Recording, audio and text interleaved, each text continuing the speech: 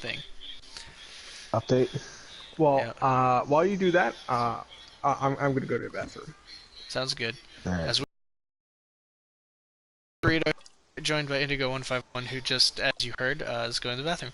I'm also joined by Slightly Poor Gamers. It's good to finally have you back on actual stream, not just chat. Yeah, I'd been sick for a while. I had pneumonia, which was Yeah, fun. yeah, you were saying that. That really sucks. I bet that was awful. I still have like some of it in my lungs, so if I start Uh, coughing, I'll mute my mic. okay. As long as you're good. Like, I wouldn't want you to force yourself. Um, Okay. Um, well, so we wanted to do this stream specifically for a couple of reasons. One, because we've had a lot of fun with Monster Hunter, but this time we wanted to enjoy Happy New Year. It's 2020. It's a whole new decade of the world. It's pretty crazy. We're all very excited to be here. Um, it's been a really fucking crazy year and an even decade. Um, and we wanted to do this little casual stream where we're going into the guiding lands. At least two of us are, and Slightly Poorly will be here as well in spirit and talking to us.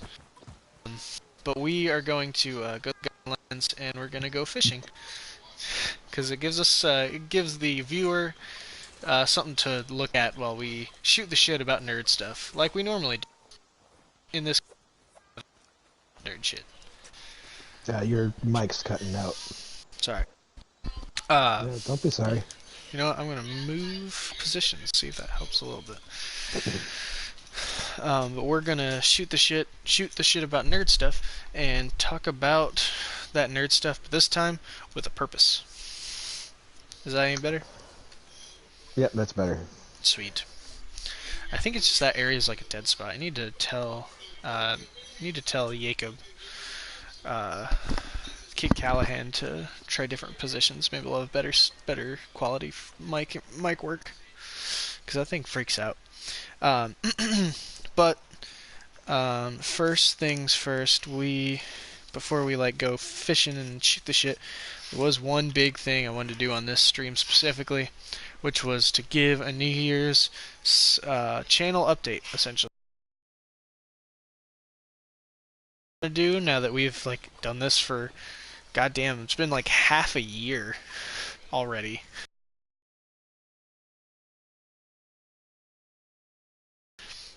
Um, started like we've had this this was just my personal YouTube channel. The idea after we've been playing games online all the time with Big Tay about, hey, wouldn't it be funny if we like stream today? And he's like, why don't we? And I was like, well, and it's been pretty cool. It's been really awesome. I've really liked doing this, and so I wanted to give some deets about what we're doing now. One thing is the good old is a group of people doing some actual garbage gang streaming. Oh, and Indigo, lead the way to your fishing spot, by the way. Um, Okie dokie. so yeah, so the first thing was we're gonna start labeling the garbage gang episodes only when we're in group streams, like playing games like Monster Hunter, of course, GTA. We just started Vermintide, which we're gonna keep playing, or Vermintide 2, which we're gonna keep playing that. Um, what else? Once we get to more games, like Marvel's Avengers comes out this year, we'll play that for sure, and stuff to that effect. Will all be labeled with the Garbage Gang stream episode list. I've also considered just keeping it Garbage Gang stream episodes, just to make it an easy numeric value of how many videos we've done, so we don't have to like actually keep track of it essentially. Um, but mainly, the other thing we plan to do, after playing Arkham Asylum, I realized I wanted to do more solo stuff too, some more of the single player games. Um, so we're gonna start doing that, which that will be called Red's Play. Um, where myself, Garbage Red, I'll be rocking some new games. I'm not sure what the first game will be. But at this moment, it will probably be like God of War. Is kind of the favorite to play at the moment, because it gives me an excuse to finally play that game, and it looks great. Also, once it comes out, FF7 Remake will definitely be on that list too.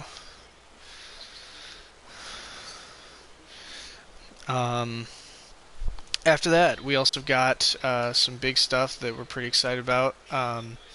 Andy, who unfortunately, Ragged Andy, who could not be on the stream today, once we can work a timeout and stuff, the plan is to start a series of morning streams, which will be hosted by him. It'll be the only streams that I will not be a part of, and they will be labeled the Trash Can Boys.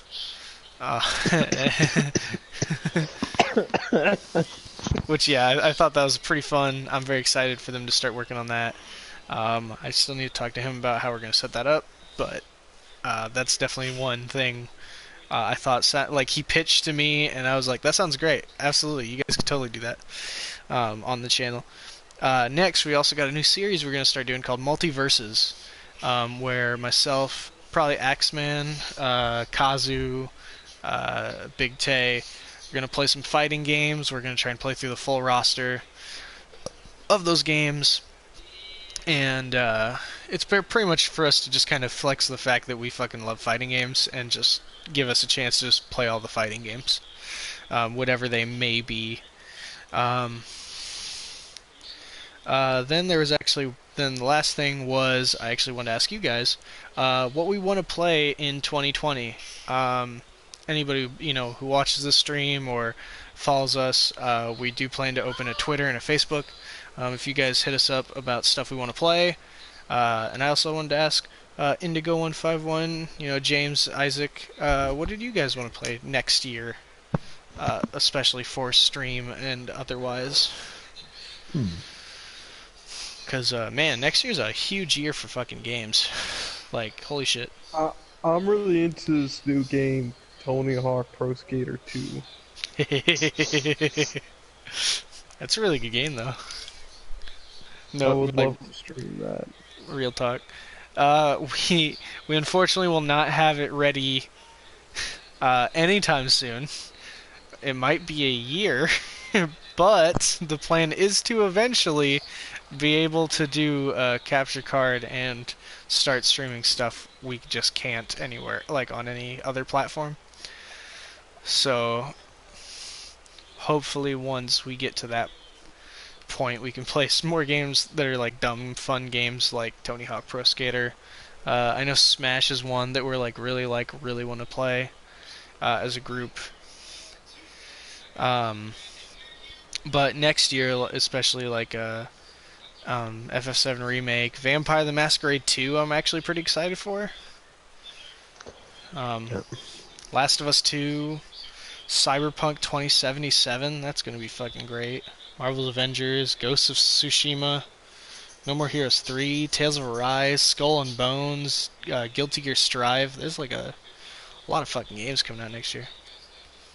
I'm probably gonna pass on Dragon Ball Kakarot unless like people really want to play it, like really want me to play it or something. I don't know. I really don't want to play it if I'm being honest.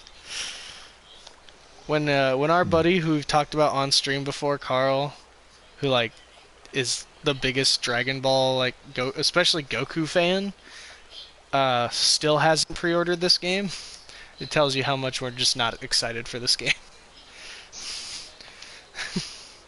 But yeah, besides that, guys, now we get to the fun bit. I don't know what you're talking about. Dragon Ball Sagas 2 looks great. Damn, that's just mean. I won't even make that joke. Did you know Dragon Ball Sagas is one of 3 games that were actually made in the USA by Dragon Ball?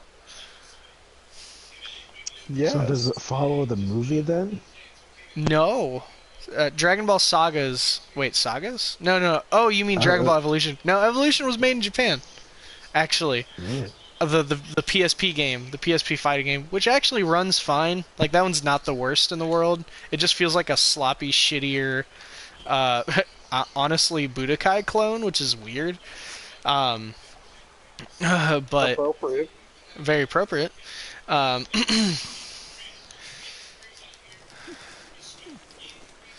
but in terms of everything else, uh, Saga. It's funny that Dragon Ball Saga um, and then Goku's Legacy or Legacy of Goku um, what was the last one? And Boo's Fury are the only games made in the USA, and only one of them is any good, and that's Boo's Fury, which was a GBA RPG game. I thought the Legacy of Goku games were also made in America. Yeah, I said Legacy of Goku, and the second one is Legacy of Goku Boo's Fury. What Legacy about of Legacy of Goku 2? Oh, damn, it did have a direct sequel. Okay, so it had 4 games. Also, Legacy- Legacy of Goku 2 is generally considered to be a pretty good game. Wait, yeah, 2's Boo's Fury. I was just saying that. No, it's not. Oh, are they just separate games? Am I fucking crazy? No, Boo's Fury is the third one in that franchise. Oh, Boo's Fury is the one who's seen as like the really good one, though. It doesn't matter. The really good GBA game is Dragon Ball Advanced. So let's be real. But yeah. But with that, boys, now we get to the fun bit. The part we get to argue about. Oh, buddy boy. So, now we get into the Garbage Awards.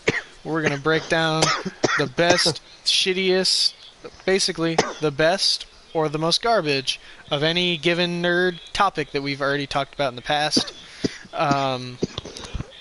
We've got categories for just the year, and we have it for the decade. Thankfully, I'm so glad that next year we do not have to do it for the decade, because it makes it a lot harder. Year is so much easier than a decade.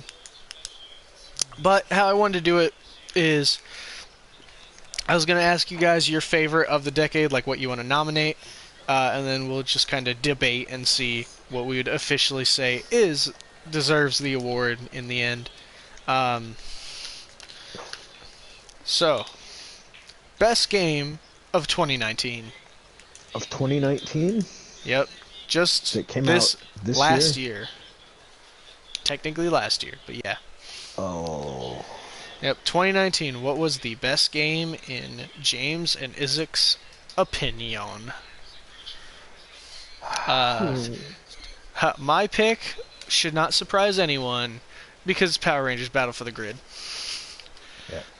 Yeah. RE2 was amazing and I liked it a lot, but man, Battle for the Grid is so much fun. It's easily my most played 2019 game, and I can't wait to play even more 2020. Mine would probably be Star Wars Fallen Order. That does not surprise me, and I honestly forgot it came out already. See, I like that game, but I just wasn't I got bored with the story. I get you. I need to play it still. That's also another game we actually had on That's that. weird. The story was honestly the story and the characters were my big thing about it that I liked. That's fair. But before we really get into the debate, James, what is your pick for 2019? 2019. Let's see. It's a pretty weak year Trying to for think of games, a game. honestly. Yep. Oh. I was also really surprised. Battle for the Grid was actually Maximilian Dude's pick for best fighting game of 2019 over Sam Show and MK11. In every regard aside from story, I think Kingdom Hearts 3 was fantastic. That's And then the fair. story comes in. I also thought it was a little short. It did not. I mean, It did not it feel. had DLC very little count? end game. Does What? DLC? Depends upon how big the DLC was. Like Iceborne, honestly, I would actually count Iceborne. I would That's what I'm too, gonna and say. I thought about saying Iceborne as well. Is that your pick? Iceborne is my pick All right, because Monster. it got me back into slaying giant monsters. Monster Hunter World Iceborne. It also temporarily fixed all the problems I had with the base game, but is slowly falling back into all the problems I had with the base game. Kind of same, but honestly, with these picks, Isaac, you're free to defend your pick, but honestly, I have to agree. I think Iceborne wins 2019. Yeah, no, I'll actually just no contest. Let's go with Iceborne. Because honestly, I mean, we'll I have actually- more to debate about here in a second. But honestly, Iceborne, it's. I mean, obviously, it's the 2019 game we streamed the most. It's not our most streamed game ever, but in terms of 2019, it's just like one of the biggest and most ambitious like additions to a game, because it's actually just DLC, but it feels like its own game. Adds so much to the game, and I agree with what I heard from players like Maximilian Dude, who said going to this game, it makes me forget there was a time where we didn't have Clutch Claw, or we didn't have like certain combos with some of these weapons. So many little slice of life things are amazing in this frickin' update. But As well as having fast, small monsters that, as opposed to just everything is a T-Rex or a dragon. also true. Alright, well then, best game of the year 2019, the Garbage Gang Award goes to Monster Hunter World Iceborne. Then, we now have the most garbage game of 2019. This, of course, was the shittiest game, but you had to have actually played it. You could not have heard it's... played it? Yeah, you cannot have heard it was bad. You had to have played it and oh man, this game sucks. Even if you only played it Well, for a little bit, that still counts. Iceborne sets a precedent, Zach. Oh that yeah? major expansion and changes to a game can qualify it as a new game. Depending in upon which how case- big, but yes. Fallout 76 Part 2.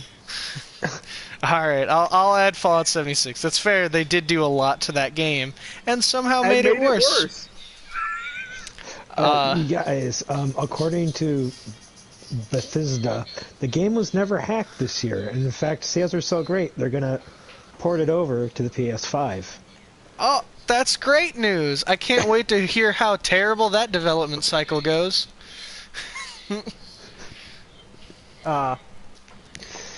Aside from the fact that they did prove it was hacked, there's videos of people just walking up to people and stealing their entire inventory I was just looking by at that. clicking on them. No. See, that's a different game. That's a Jump Force. Oh, so your vote is Jump Force? Okay, jokes aside, yeah, probably Jump Force. And you know what's funny? My nomination was also Jump Force. Jump Force, oh my god. I knew that game was going to be bad. I knew instantly that it was going to be bad. Then I saw the visuals, and then I was like, wow, this game's going to be bad. And then I played the game, and I didn't expect it to be that bad. Because it's not only looks bad or plays bad, it is also no fun at all. Also, the roster's not very great either. Incorrect. It is fun for 15 minutes. That's a lot of minutes. I'd say it's fun for 15 whole seconds. And then I finish making my character. I played that game for Special 15 minutes nominee. and felt that was it. What was that, James? Can I make a special nominee category? Yeah, Real quick. sure. Worst but fun game of the year would have Okay. to be 2K20. Absolutely. That, you know what, I'm not even going to argue that one. Absolutely garbage but fun for 2019 has to be WWE 2K20. It's 'cause a fucking awful game. It's so badly put together, but my god, it is so fucking fun. That When it being doesn't said, crash. When it Garbage doesn't Gang crash. absolutely respects the people who developed the game in such a short amount of time and made it at least entertaining, if not good. Yeah, they decided to not focus on the game and focus on the silliness of the game, which was a good call. But the game still crashes, which that I'm not very forgiving on. When the game has silly glitches, I'm totally cool with that. Like Garbage Claw and his floating head. Yeah, garbage claws and his goddamn floating hair. His hair and hat float above his head, which is great because if you look at him, the top part of his head is just missing. And that's awesome. I love that. Now, we move into the best game of the decade. From the time of 2010 to 2019. It shouldn't surprise anyone, but my pick is also my favorite game of all time. It's also what I put in our on our 100th episode. It's what I play easily our most played game on stream by a long shot. It is Overwatch. It's my favorite game. Like, it was an easy choice for me. There's so many other games I loved a lot, like Fighters and even Monster Hunter World, but man, Overwatch is like my favorite game, period. I had to pick that one. I'll have to give Overwatch as well on the basis that not many games have kept my attention for 3 solid years. And I'd say its slice of life changes, especially this year, have been fantastic. Quality Slice of life is an anime genre. It's also a TV genre. But quality of life changes have heavily improved the game as well. See, my pick would have to be Hollow Knight. Ooh, that's a really good pick. I need to play that still. I have not played it either. What I have seen of it looked really good, but not a game I would personally enjoy. But I love Metroidvanias, though. I picked it up originally on stream. Oh, yeah? And then I bought it for the PlayStation 4. And then when the physical copy came out, I bought it for that. I bought that too. I don't know. There was just something about it that I fell in love with. And it has an awesome soundtrack. Like, that's a game I never get tired of. Uh-oh. Sorry, I'm fighting Mr. Creepy Hands, and he just shot me with his... Sonic Blast. I don't like the punchy. You need to stop the punchy. So, since myself and Isaac voted for Overwatch, what is your defense that Hollow Knight could beat it? Or do you... Yeah. Honestly, I think longevity, because after a while, they will shut down Overwatch. Like, yeah, especially if... At some point, yeah. It's gonna happen someday. Though, Blizzard still hasn't shut down the servers on StarCraft. Well, that's true. And that's 30 years old. It's not 30 years old. Okay, I thought it was 99. Or was it 98? That was 20 years old. Yeah. 20 years old. There you go. I need to double check that. Either way. What were you going to scream, Isaac? I feel it's unfair to compare two games by hypothetical future scenarios. Okay, well... That is a fair point, but yeah, so it doesn't really hurt it right now. Yeah, it was 98. Wow, I made a call. So yeah, it's 20 years old. But either way, that's still, you know, servers are still completely open. Like, they haven't closed any part of StarCraft at all. Alright, well... For me, it's, My head. I am gonna say longevity, and I don't mean in the long run, I mean with players, because a lot of, like, for me, I got burnt out with it after a while. Like, Yep. Overwatch just kind of became a job for me. And I get you. Hollow Knight was a fresher breath air. It was just completely different. That being said, what's the total time and lifespan, time span you've been playing? Because, yeah, Overwatch for me goes in phases. It's fun. Then it does feel a bit like work. Then I take a break for it, but then I come back to it. And I feel pretty refreshed on it. Uh-oh. I don't know, again, I haven't played the game, but I don't know that a more structured game would have that kind of...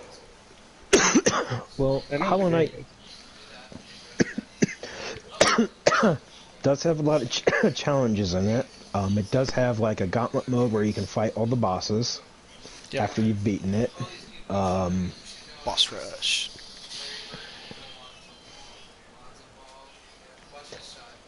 I don't know. It's kind of like a Metrovania Dark Souls-y game.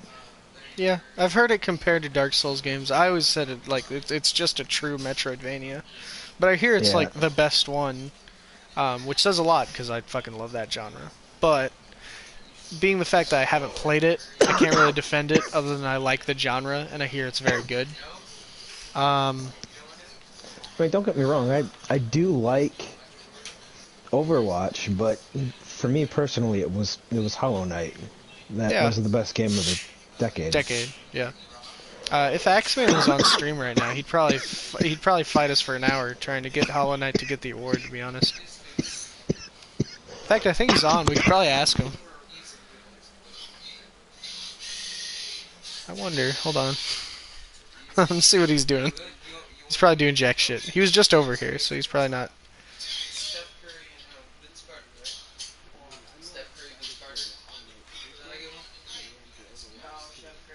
I get that. I'm very excited for Overwatch 2, though.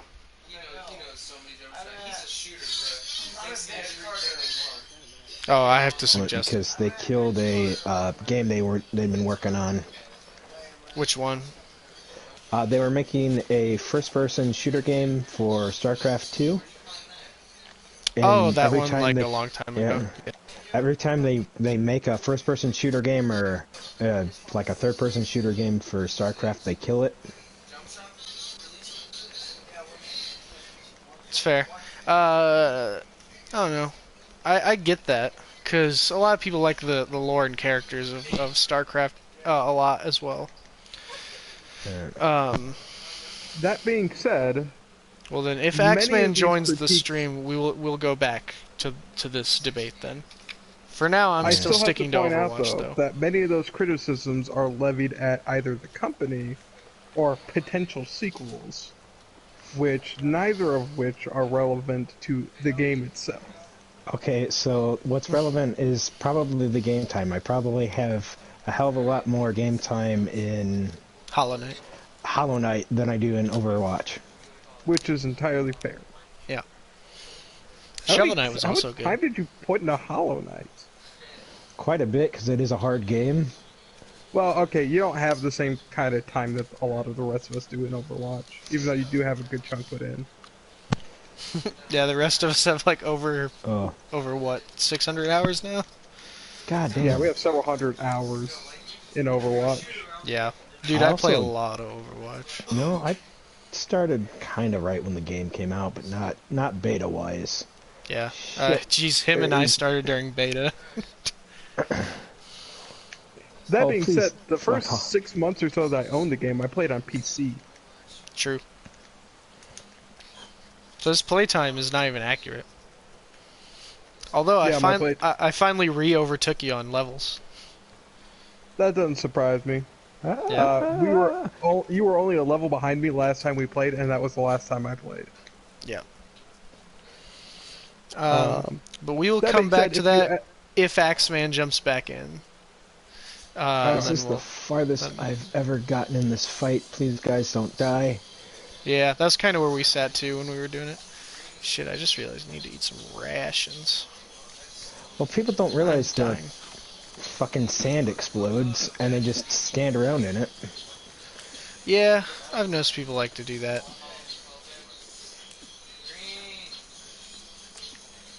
And we don't even have a full party. There's only 3 of us. Ooh, that's even worse. Yeah, There we're we doing go. pretty good though. We've knocked him down a couple of times. Oh, that's really good. He hasn't Yeah, done you're- his stupid Super Saiyan thing yet, but Really his weird. Spirit Bomb. Yeah. Spear bomb. He did that to us like immediately. Like when we finally beat him, he did it 3 fucking times. Oh, now he's doing it. Oh, there you go. Alright, so where the fuck you going? In fairness, we beat the ever-loving shit out of him the second time we did it. All right, now next category is worst game of the decade. This does not have to be a game itself. It can just be something in gaming, which is why Damn it. it can either be a game or it could be something specifically revolving around gaming. This is why the categories are more vague. Uh-oh. So for this I'm one stunned. particular, I have I have chosen to vote for Todd Howard as a whole because I pretty much blame all of Fallout 76 on him. So I'd say it's less of just Fallout 76. I'd say it's mostly Todd Howard. I couldn't say aside from him lying through his teeth about everything. Yeah. Where'd you go? Oh, I'm just jumping around in the Coral Highlands. Is there another fishing spot? Because I ran out of fish. I'm not sure. Maybe in the forest. Ah, you bitch. Well, I'm I gonna go really that way. suspect there is not one in the volcano. Probably not. Oh. You had to do that right where I put my health beacon down. Hi, Bonbaro. Technically, I think I could fish here. Nope, can't. So Stream's worst too gaming thing for me would probably have to be, I don't know if you guys heard about this, was a thing called Bully Hunters. So what happened was this company basically was going to come together, and if you were being bullied online on a PC gaming, then a group of elite hunters would come and they would bully the bullies for you. But it turned out to be fake because really it was a method for SteelSeries to try to sell some headphones. And it lasted, the live stream lasted about 2 minutes before they shut it down. Because people instantly realize that. Yeah, it was pretty funny. I will add it to that because that's pretty fucked up. Oh my god. I stand by the entirety of everything surrounding Fallout 76. So you just go and Fallout 76 in general. Like Todd Howard, everything related to it. Todd Howard lying through his teeth. This is a brand new game built from the base up when people hacked the game to find that there were just everything was just Fallout 4. Man, this was last year. I would have, I just would have picked fucking the dude who made Fable. Because all he did was lie about everything. But then Fallout 76 came out, where the dude who was in charge of that also lied about everything. Yeah. But then also, you know, the game just ruins everything. Yeah. I'm willing to give up Todd Howard just for 76 as a whole, because to be fair, most of the hatred for Todd Howard comes from 76 specifically. Though I do think Fallout 4 still kind of sucks too. I didn't have a problem with Fallout 4. I could understand someone not thinking it was great. That's Granted, fine. I also didn't like 3, but 3 is widely considered very good. I But thought I just Fallout don't 4 like was Fallout. just fine. Gotcha. Like, it was one of those ones I played through the story, and then when I was done, I was done. Aha! I think... Yep, we can fish here. Yeah. Nice.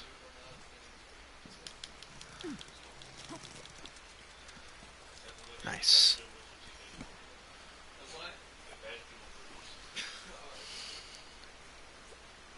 Oops.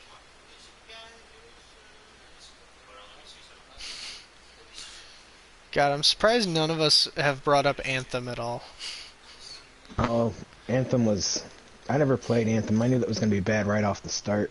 I did too. I didn't play it either. I'm trying to think if anything else really comes to mind instantly about terrible things from gaming. As I understand it, Anthem was just a letdown. It wasn't exactly like a whole conundrum. Yeah, it was just kind of a thing that they promised a lot, they delivered on none of it, and it sucked. Yeah. That was pretty much it. Nothing really more to it than that. Uh-oh. Fucking dude's an asshole. Very true. Well, then I'm willing to go with all of Fallout 76. I mean, how do you make a subscription service where zero... Well, first of all, where, how do you make a subscription service where all the subscription service gives you is things that should just be in the game? And it doesn't work. No, worse than it doesn't work. It actually does the opposite of everything you need. Yes. You want a private server? Yeah, people can just jump in though. So, you know, that doesn't work. You want an unlimited inventory box. It will delete everything you put into it. Although they insist they're still in the game, they're just hidden. You can't see them. Which I think is the funniest defense possible. I don't know. Blizzard had a funny defense when they came out with Diablo Mobile. That's true. Diablo Don't Mobile you guys have phones? I actually thought that was pretty funny, honestly, though. Like, Yeah. that one I know pissed a lot of people off. I thought that was kind of funny. I was like, yeah. fuck these dudes. Get out of here. Also, they didn't sell you something that actually did the opposite of what you wanted. That's true. Yeah, they just kept people It's not expected like at they Diablo sold you 4. Diablo. It's not like they sold you Diablo 4 and you got a mobile game. No, in this case, you expected Diablo 4. They were never giving you Diablo 4 yet. And then they didn't give you Diablo 4. That was pretty much the whole controversy. And then they were like, why are you guys booing? That's what happened. Oh, yeah, come on.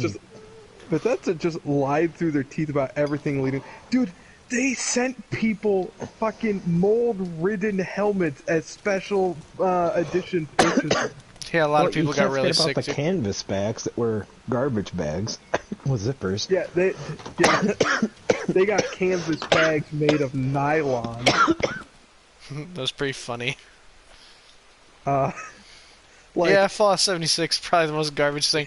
I mean, dude, literally, they're so garbage. We said that every single person who worked on Fallout 76 are honorary members every of the garbage game. executive who worked Every on Fallout executive. 76.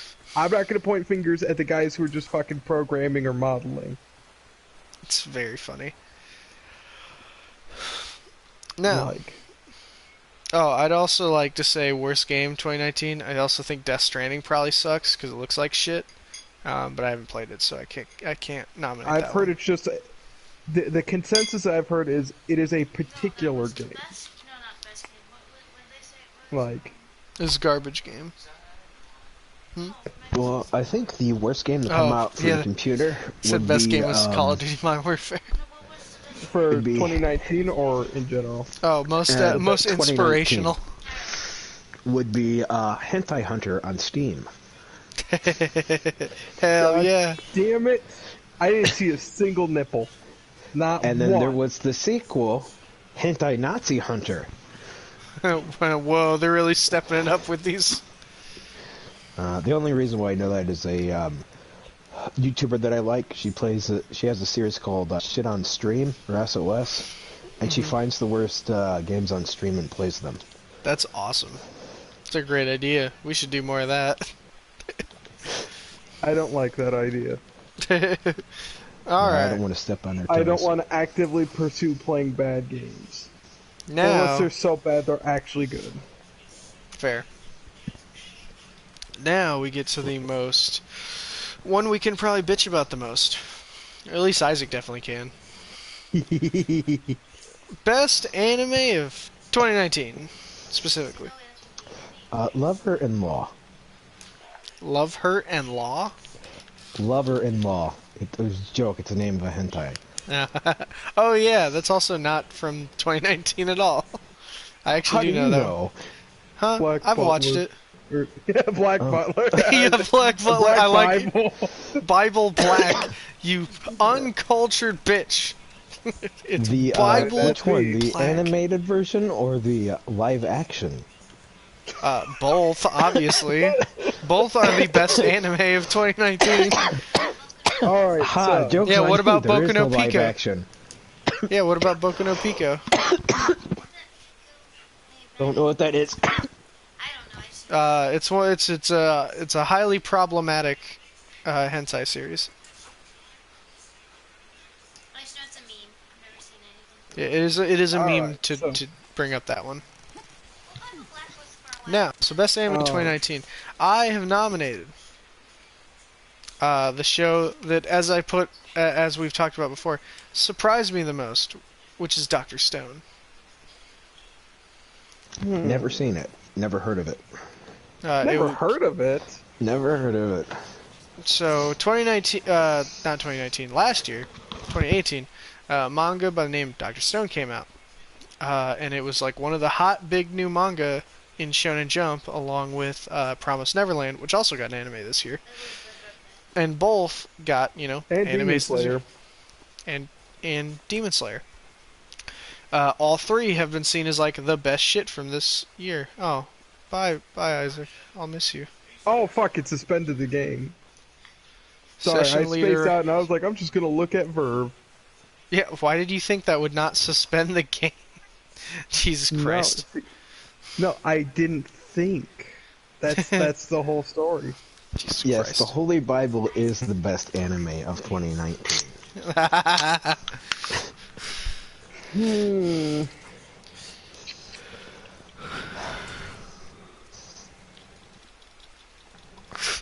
Couldn't disagree more. Heathen. Too long didn't read, bro. Oh, neither did I, so.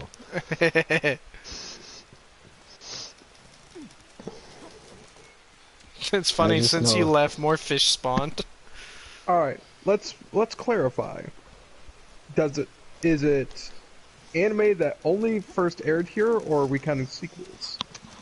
I will count sequels. I just tend to not pick those because, to me, it's a little bit cheating. That's fair. I But wanted to get the opinion of the group. But yeah, I do consider that to count because it is 2019's anime. It's kind of like how I feel at the Crunchyroll Awards, where it's like best anime. So far, no continuing series has actually won, but always feels like it would. Are these answers we've already given? No, the ones I asked pre-stream were for the decade. Gotcha. This and this is one's for this for year. for this year. Yeah, this year. Yes. Very Ooh. nice. Did shit.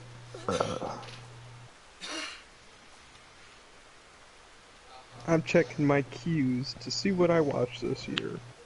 Make sure I haven't- don't forget anything important. Oh, that one show. Oh, I don't know what it's called though.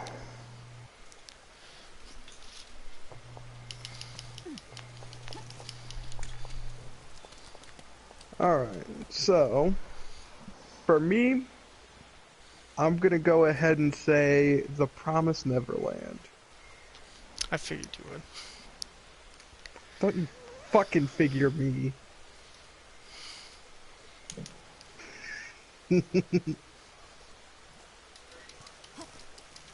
Oh, that came out in 2018. Son of a bitch. Close. Not quite. What was What it? about the second sequel? The second series. I have no idea how to say it. Agresto. It's Gretzko. yeah. Oh, Gretzko, yeah. That was definitely 2018. The second is- series, you mean like the one with the deer? The The second miniseries? season. Second season. Damn. Violent Yeah, Evergarden came out. 2018. 2018 as well. Yep. Alright. Shit. Oh, no wonder. I'm out of bait. Mm, But I hold will on. stand Violet Evergarden, not Violet Evergarden. The Promised Neverland had the best first season to a shonen anime I think I've ever seen. Yeah, most people do heavily agree. But that Haven't show seen is it, not haven't for seen me. it.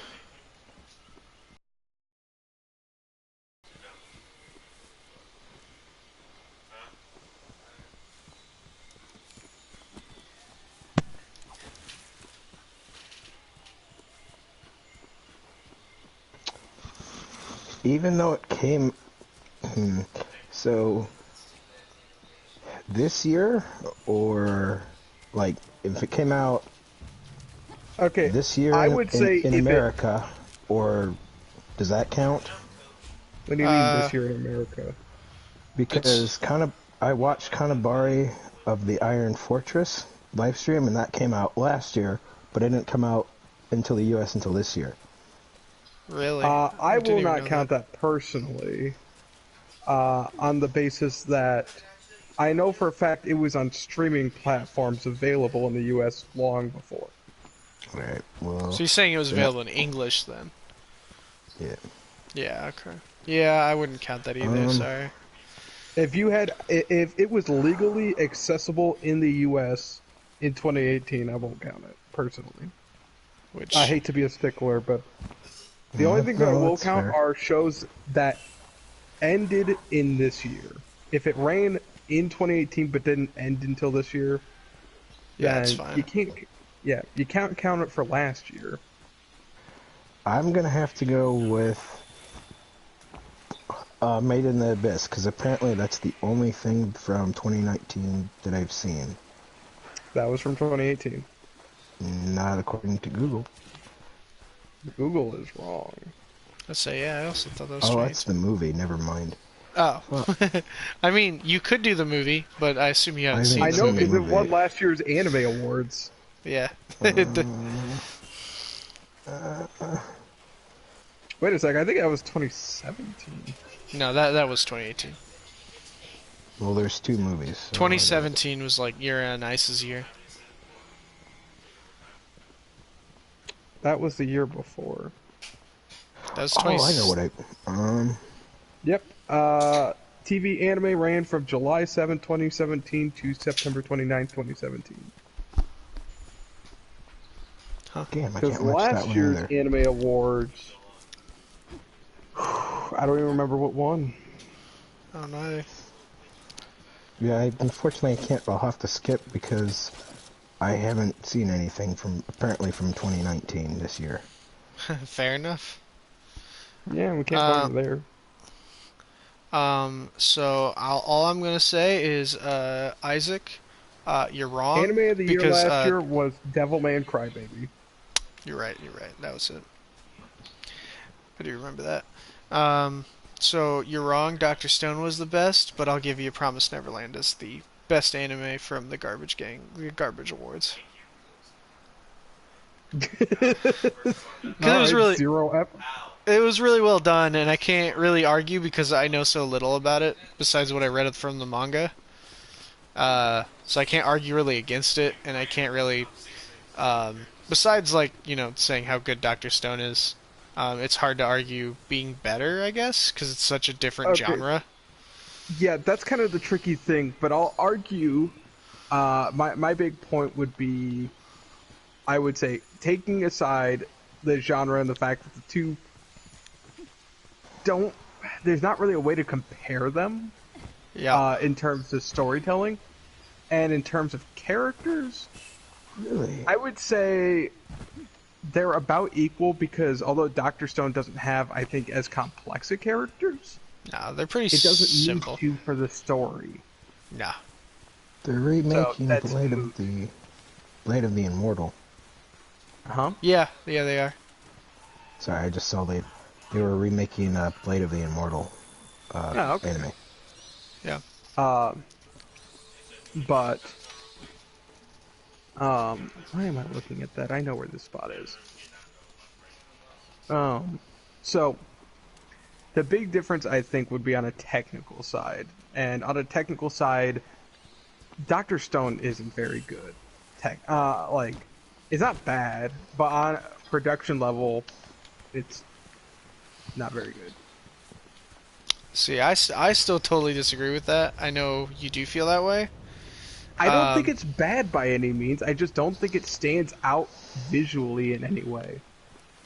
That's fair. It I don't looks think its pretty- strength is the visuals or the animation. My feeling was always been the strength is the story and characters. Because That being man, said, love that shit. comparing those two is apples and oranges. Exactly. Because I Dude, that feel show like made most me people fucking could- learn.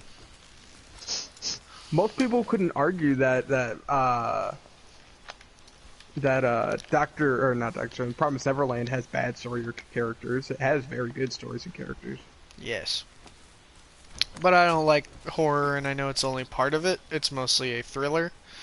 But I'm still not crazy about that genre. Hence why Which I'm is giving you that one. Now, the much harder one. Garbage anime of 2019. The reason I say the much worst harder... anime of 2019. Yeah. Because this we keep one calling was- these garbage gang categories, and so like Yep. That's why It it's gets a the little bit garbage award for garbage anime. But then you have the garbage Alright. award for best anime.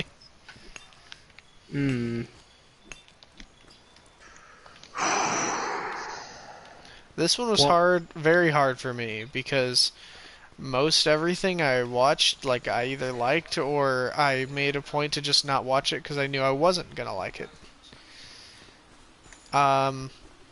So, I have to, I considered putting in, like, Boruto, which was a huge disappointment for me. Which I know did not start in 2019, but did air in 2019. But my pick is actually going to be Promare. It's probably the only thing I think of where I actually watched it in its entirety and did not like it. yeah. The anime movie, I went to theaters to see it. I was actually going to go see it more than once, but after seeing it once, I was like, I don't like this. I'm not going to see it again. Trigger just Fair enough. does their thing, and you know what that thing is? It's good-looking animations and nothing else. There's no meat. There's no meat on their bones. That's why That's it's a hard little for me. unfair. A lot of the time, Trigger does have good themes and stuff. Well, okay, the guys who at least run Trigger have had good themes in a lot of their stories. Just not as much since they formed Trigger. Yeah, that's what I'm saying. But Mine yeah, is Fire Force. bro, I keep telling you, watched get the fuck out of here. It's pretty damn good. It is visually spectacular, and oh my god, do I not give a shit about any of these fucking characters. Gorilla Girl is kind of cute. Maki's fantastic. That's the nicest thing I could say about any character. Catgirl actively makes me really, really crave the business end of a shotgun barrel. Like, oh my god, does that Catgirl just make me wish I had a noose hanging around right here. No pun intended. Oh. I fucking hated that Catgirl. And I had nothing attaching me to the series when she appeared. So that was me fucking quitting. It's very fair. Bro, Promare Yeah. fucking sucked, bro. Yeah, I didn't watch it. Also, that's a movie, and I was thinking more TV series. Oh, I don't give a shit. I said anime. That's And fair. and by every definition, that is an anime.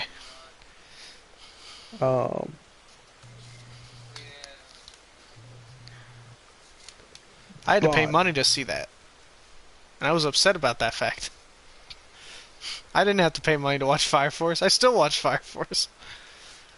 It's not amazing. It's not spectacular. It's definitely just dumb shonen horseshit. But I like dumb shonen bullshit. Which is why I think is good enough to stick around. Catgirl, yeah, she's annoying. Her comedy bit is not funny. and actively annoying. But I mean, it's just dumb fan service for dumb fan service. So It is egregious fan service. I'm willing to overlook fan service to a certain degree. That is just, you literally have to bend the universe around that concept. I have to literally just fucking have a lobotomy to be able to believe that she is just cursed to get groped in the most bizarrely unfortunate ways. yep, that's her bit. That's worse than the tripping and accidentally putting a hand on boob trope. Which is pretty terrible too. You Hate that managed to top Love Hina, and that set some of these tropes. I hated that show too. Very The classic, general though. consensus, I believe, is that the anime is bad, but the manga is good. I don't remember enough about either because it's been like 10 years. Never read the manga, so I can't say. Either way, I still gotta say, Promare has not a single character I could name. But you have knockoff firefighter Kamina. You have Pretty Boy, who all the people want to fuck or just be that guy because he has a deep, dark backstory and he's complex and has a cool fire demon transformation. Jesus Christ, my pants are already soaked. You better bust that dick out. And and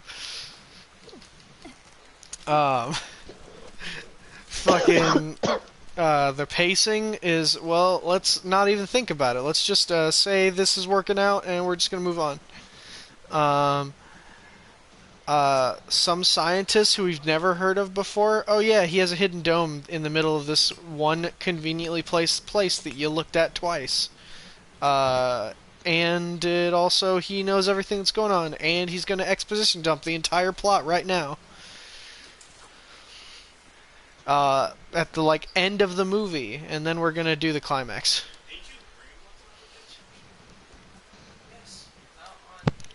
Yeah. Because that's good writing. Then you have Girlfriend, who is actually just really good friend. That we've been best friends for years, but but she's super into him, but she doesn't accept that, and then he's not reciprocating because he's tough, cool, badass main character guy who's so ditzy and stupid that he can't see obvious girl who wants to be girlfriend stuff. And she surprisingly, you know what? I'll give one thing to Promare. I'll give one thing. The two main female characters wear very skimpy outfits, but there is only one fan service shot in the entire movie, and I was shocked. I was absolutely baffled that Trigger kept it in its pants for the first time since I've watched a Trigger anime.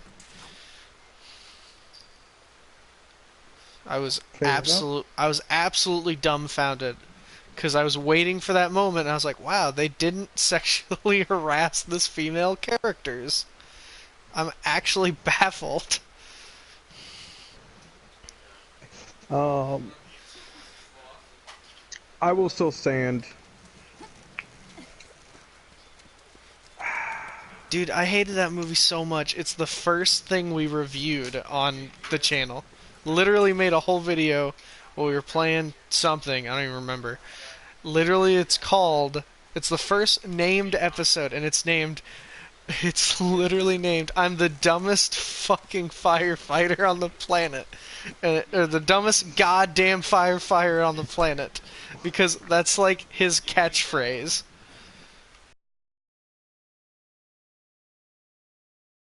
Because, it's the, who the hell do you think I am? It's the exact, it's literally treated the exact same way, and it does not work. So Yeah, what's up? My turn? Yeah, what's Yeah, up? go ahead. I'm sorry. And what was it? Worst anime? Worst Of anime of 2019. 2019. Mine would have to be Dr. Stone because he doesn't actually, he's not a real doctor, and he doesn't sell marijuana. You were kind of roboticized, but I do agree. He is not actually a doctor. Nor does he I, sell marijuana. it was a joke because I haven't seen it. No, I know, I Just got wrong. it. But I'm gonna list it anyway So, because it's funny. That was it. I'm gonna go back to Fire Force really quick. Fire Force for me, the first 5 episodes or so that I watched, it was like a treasure hunt where I kept getting clues. And I was like, all right, I'm interested. This has my attention. And then by the end of the treasure hunt, I found a group of people kneecapping me. I like that you found that. Like you didn't get kneecapped by a group of guys. You found a group of guys who were currently kneecapping you. It was like, hey, what the fuck? That seems like an oddly impossible course of events, Isaac. Much I can tell how upset you are about Fire and having Force. their fucking hands circumnavigate your clothes to get onto your bare tit. I mean, yeah, you're right. The sexual assault thing is bad. There's no question. That shit is stupid and it's not done well. My point being, this was a show that I was on the fence about in the beginning because, again, they introduce a bunch of characters and I have no attachment to any of them aside from one girl's kind of cute, Yeah, and that's not enough to keep me around. I like Maki. I also actually do like oh god, I forgot his name. Oh, I got a really bad headache. I'm not surprised I forgot his name. I keep saying Sho, but that's his brother. It's the main character. I'm trying to remember his name. I think it starts with a K. I gotta look it up because I just literally cannot remember. My head's throbbing just trying to think about it. Kobayashi? That's a really damn good show too, but that was unfortunately like last year. I have no idea what that is. I said K word.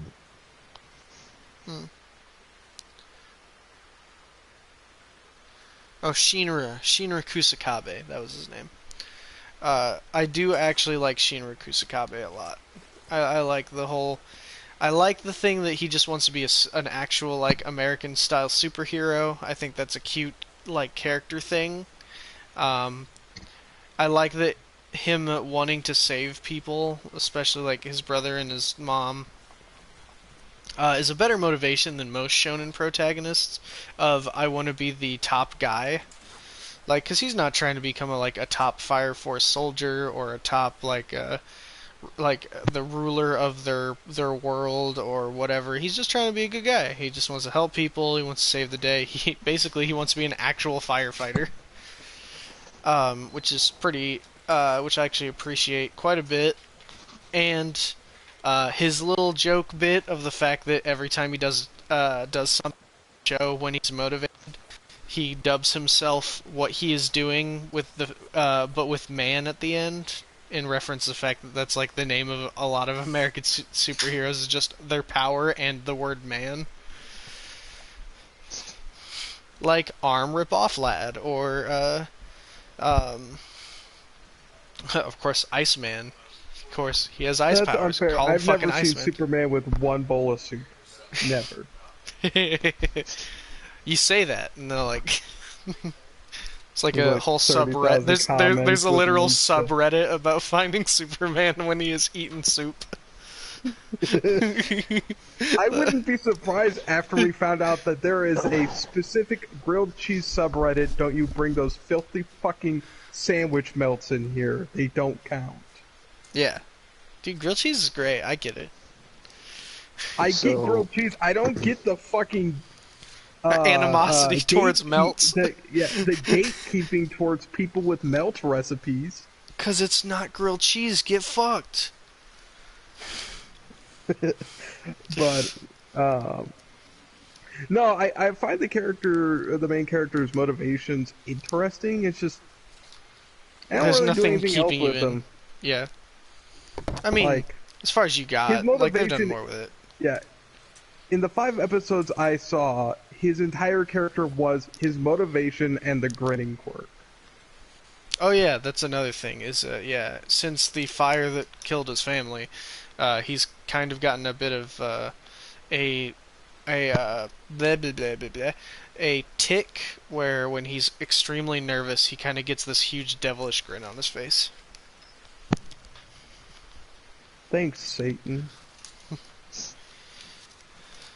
But it's like he has all the makings of a good character, they just forgot to put the actual character in there.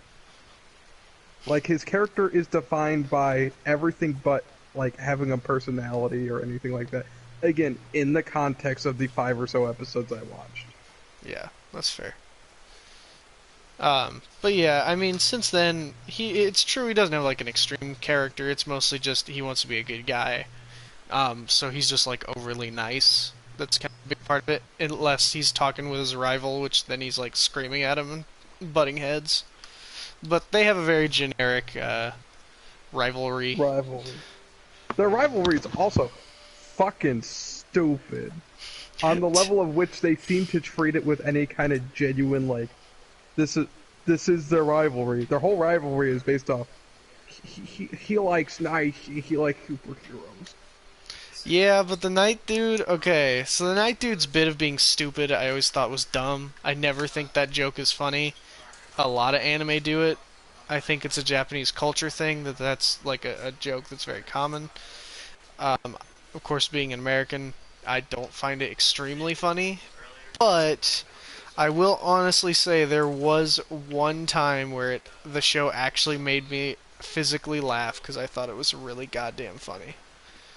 And that was just the scene where I forget which episode it was, but Arthur, which is his name, is battling one of the Infernals, and while fighting said Infernal, he proceeds to get his ass whooped. He keeps getting his ass kicked the entire time, and while getting his ass, like, physically handed to him, he keeps muttering to himself essentially that nothing feels right, something is off. It pretty much makes it seem like something's wrong with his powers or something's going wrong. But then, while the villains are like talking shit to him the entire time, he then proceeds to realize, wait a minute, why is my sword in my left hand? I'm right-handed. So he's so fucking stupid that he literally forgot which hand, like, that's muscle memory. He's so goddamn stupid he forgot his own muscle memory, and holds the sword in the wrong hand. He then switches hands and immediately kills a monster in one swing. I thought that was so fucking dumb that I thought it was really funny. I wish I could. Sorry, James. I wish I could. That would have been pretty funny, though. Is James talking? I can't hear him. I've been talking this whole time, dude. Okay, now I can hear you. Yeah, you're roboting a little bit, though. What? No, not. What? No, I'm not. BD No, I am not roboting.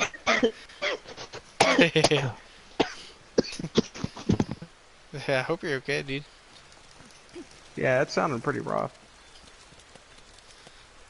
Alright, I will give it, though. In the episode where they introduce Arthur, like the Yeah. second episode. Yeah. Second or third, something like that. Yeah, it's super early. So it is either the second or third episode. And they come across an Infernal who kept complete control over themselves and was just sitting down at a table. Yeah. And he just silently goes up and very quickly kills him. Just painlessly kills him. That Yep. is a fantastic scene. Agreed.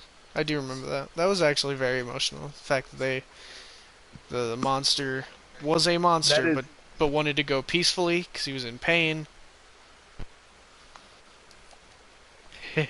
Don't do that. That I was don't want to a- get arrested. Absolutely fantastic scene. Yes. Which makes me all the more furious that fucking Cat Girl comes in and ruins the whole goddamn show by being the only notable character in that show, by virtue of being so fucking awful, I just want to go play in traffic. Thankfully, she's less. It's not that bad. I want to go hug the semi going 80 down the road. That's how you do it. Dude, it sounds like you're not gonna fucking butt on this though. Well, okay, in fairness, we're kind of in the opposite here of the last category, where I have not seen Promare, and That's I have fair. seen Fire Force, whereas you have seen both. Yes, So, very true. we're even from here on, but this time I'll give you Promare because I literally can't fight it. Fair enough. Promare does get the Garbage Gang Award for Garbage Anime 2019. Though But Fire Force gets is it for TV series. gets a runner-up. Gets that honorable mention. Now Promare the one gets it for movie, Fire Force gets it for TV. that's fair. If we broke it down into categories, there you go. Alright. Even though I do still like it, but he does No, make that's great. fine. He does make great points. I can't argue with those. Besides the things I do like about it. So next, the one we actually all will have a big opinion on. Best anime of the decade. This is one we did actually talk about pre-stream. And it's still one that I'm not sure about. I have an answer, but frankly, I might still change it. What is your current? Well, okay, I'll wait for your what you feel is your true nominee then. What about you, James? What did you choose for best anime of the decade?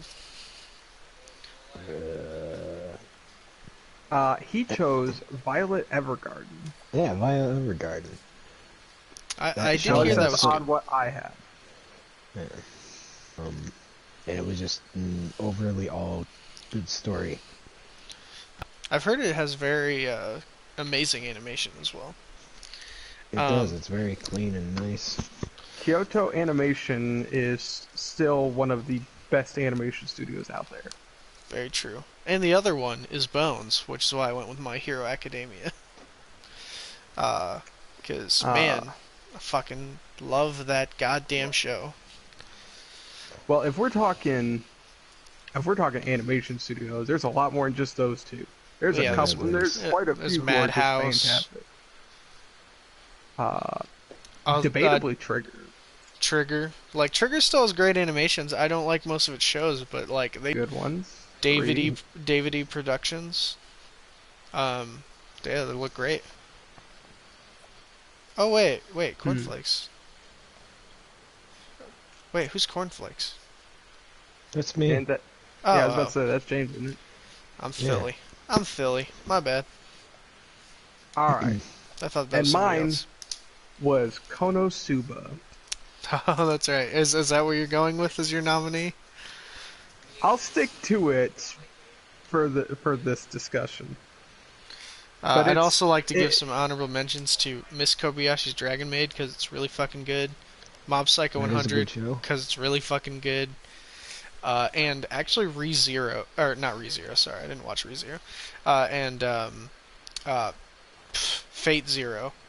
Because, man, I did not expect to like Fate Zero, and I fucking loved Fate Zero. My honorable mentions would also be Violet Evergarden, My Hero Academia,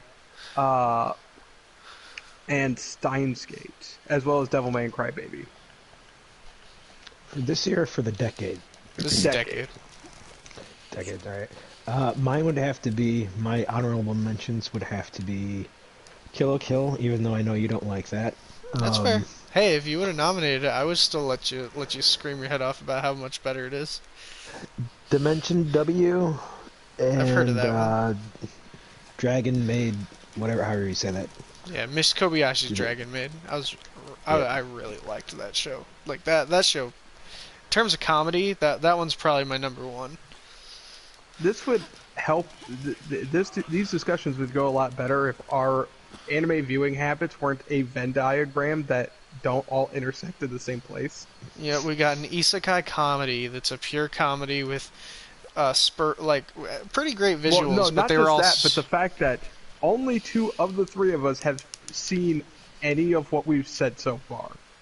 Yeah, I've seen My Hero. I've seen Konosuba. Never seen Violet Evergarden. I'm pretty sure you two have seen all three, though. Mm, I Did you? have not seen You haven't seen My Hero? Suba, whatever you said. Oh, I've seen Konosuba. bits Yeah, and pieces of My Hero, but not the whole series. gotcha.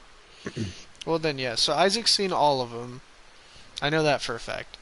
And you've seen bits of My Hero, Violet Evergarden, none of Konosuba. Then None I've of that. seen a little bit of Konosuba, none of Violet Evergarden, and I've obviously like I'm current in the manga of My Hero. Um, Honestly, in terms of defense, I'd say My Hero. Like, there's a reason it's. I know it's not crazy in Japan, but in the U.S. it's literally exploded to Dragon Ball levels of popularity. It's insanely good. Great characters, one of the best shonen ever. It's probably overtaken me for my favorite like shonen series period, which says a lot because I'm such a big Dragon Ball nerd. I pretty much know everything, including the dumbest trivia about the series. As I pointed out earlier, how I knew the American only made Dragon Ball games. Completely useless information, but I have it. Oh, we all have a little bit of that. I will stand by Konosuba because, well, frankly, I had a tough time picking out what my favorite of the decade was, so I went by consistency. What did I think was really good start to finish? And Konosuba is one where I'm just always having a good time watching it. Like, the first episode, maybe two, are a little slow until they get the rest of the cast together. But then it's just really dumb fucking fun. Whereas a lot of the other ones have, like, peaks and valleys when it comes to quality, or they take a while to get started, or they train wreck at the end.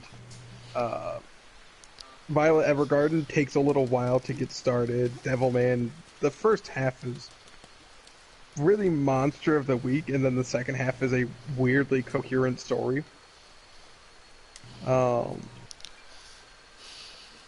Steins Gate is really slow for like the entire first half of the show.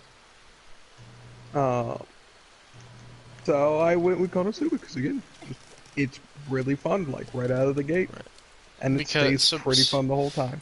So basically, it's the fact that among like the 5 or so shows you would nominate, it's the only one that you liked the same level the entire time. Yes, but I still hold that it had a really high level the whole time. Right, right. Like Mob, for example. Mob's got some pretty slow episodes. It has some jaw-dropping episodes, but those are a small number compared to its overall runtime. Right. Oh yeah, I actually forgot to ask. Hey James, did you beat that monster? No, I did not. The team tank, not the team tank, but we lost. Ah, gotcha. Uh, So what would be your defense for Violet Evergarden? My defense for Violet Evergarden? Mm-hmm. What do you think why it is should it be? the best show of the decade?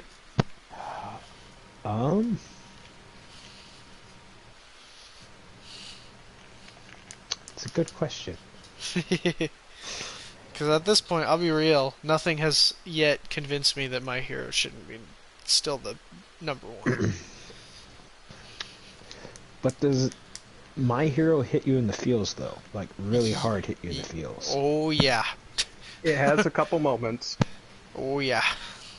I have literally, there's literally a scene of just All Might and Midoriya just taking a jog, and I was bawling because they're just talking about the future, and it's such a nothing scene.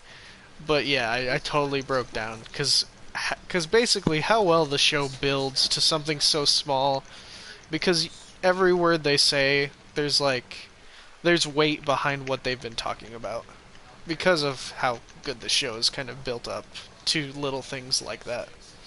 Um, Not to mention, like, great villains, great, like, incredible action. But it's probably the only shonen series where I like the whole cast and everybody is given time, which is not even like I wouldn't even say that's not even uncommon. That's unheard of in shonen anime. That just doesn't happen. Okay. Does the show deal anything about like with death or? Absolutely. Well, the death part, yes. I don't know what else you were gonna say. Well, see, I'm in a tricky spot because I love My Hero. I have every issue of the manga in English, save for the most recent one, sitting only 4 feet away from me. Yep. I really don't want to pick it apart. Like, I really don't. I can make comments, but it will hurt me to do it. Like, what, to talk shit about it, or to talk positively about it? Well, talking positively wouldn't hurt me to do it, aside from my chances of winning this debate, which I'm not going to, but, you know, I'm going to try. No, frankly, if I was going to concede to either, it would be Violet Evergarden before My Hero. Because I almost did pick it. Fair. But again, consistency. And Violet Evergarden has not bad first couple episodes. They're still pretty good. But the episodes that make it worth watching aren't until about halfway through. That being said, I gotta make an argument, and I'm not gonna like doing it. Okay. So first of all, and some of this will be nitpicky, but it kind of has to be, because they're all good shows. Yes. So that's to undeniably pull them apart so. is to nitpick. Shonen filler every time. Like There's My Hero only, doesn't have a lot of it. What it has is not very good. There's only 3 episodes, and I like all 4. of them. 4 episodes. Sorry, one of them is terrible. I'll give you that. I always forget about that episode because the studio didn't want to make it, and they were told they had to because it's actually a law, which I think is Yeah. fucking weird, man. Japan is odd. So I'll break it down real quick, because apparently there's a law in Japan that if an anime's episode falls on this specific date, because there's a date about relationships and love, like this holiday, and apparently if a show falls on that, specifically an animated series, has to make an episode themed around it, which unfortunately, since My Hero is a completely chronological shonen battle anime, this was fucking weird. And like they just kind of threw together a quick episode that essentially ignored that fact and just said, hey, this is going to be a story about love and caring because we have to do this episode. And then they did it, and it has nothing to do with love, and they just kind of joke about the fact that, hey, this had nothing to do with what we were supposed to talk about. And that's the and that's the episode. Which, to be fair, that bit was kind of, admittedly, it's kind of a funny episode. It's just stupid and a waste of time. Yeah. Though I'll say Chris Sabat's stuff as All Might for that episode is perfect. Him pretending to be a villain is fantastic. I do want to clarify, though. I did say it was going to be a bit in the nitpicky department. Yeah, no, that episode, I won't defend that at all. That was bad. Also, Todoroki taking on ninjas was kind of really dumb. Nah, that was great. He fought ninjas. Dude, in the anime, in the manga, he was a badass. It literally just cuts to him and like a field of people just KO'd around him. Yeah, but now he's a badass because he beats a field of ninjas. With ease. He beat up the Power Rangers. I didn't need that. Yeah, they were good also Power multicolored because they sucked. They got destroyed instantly.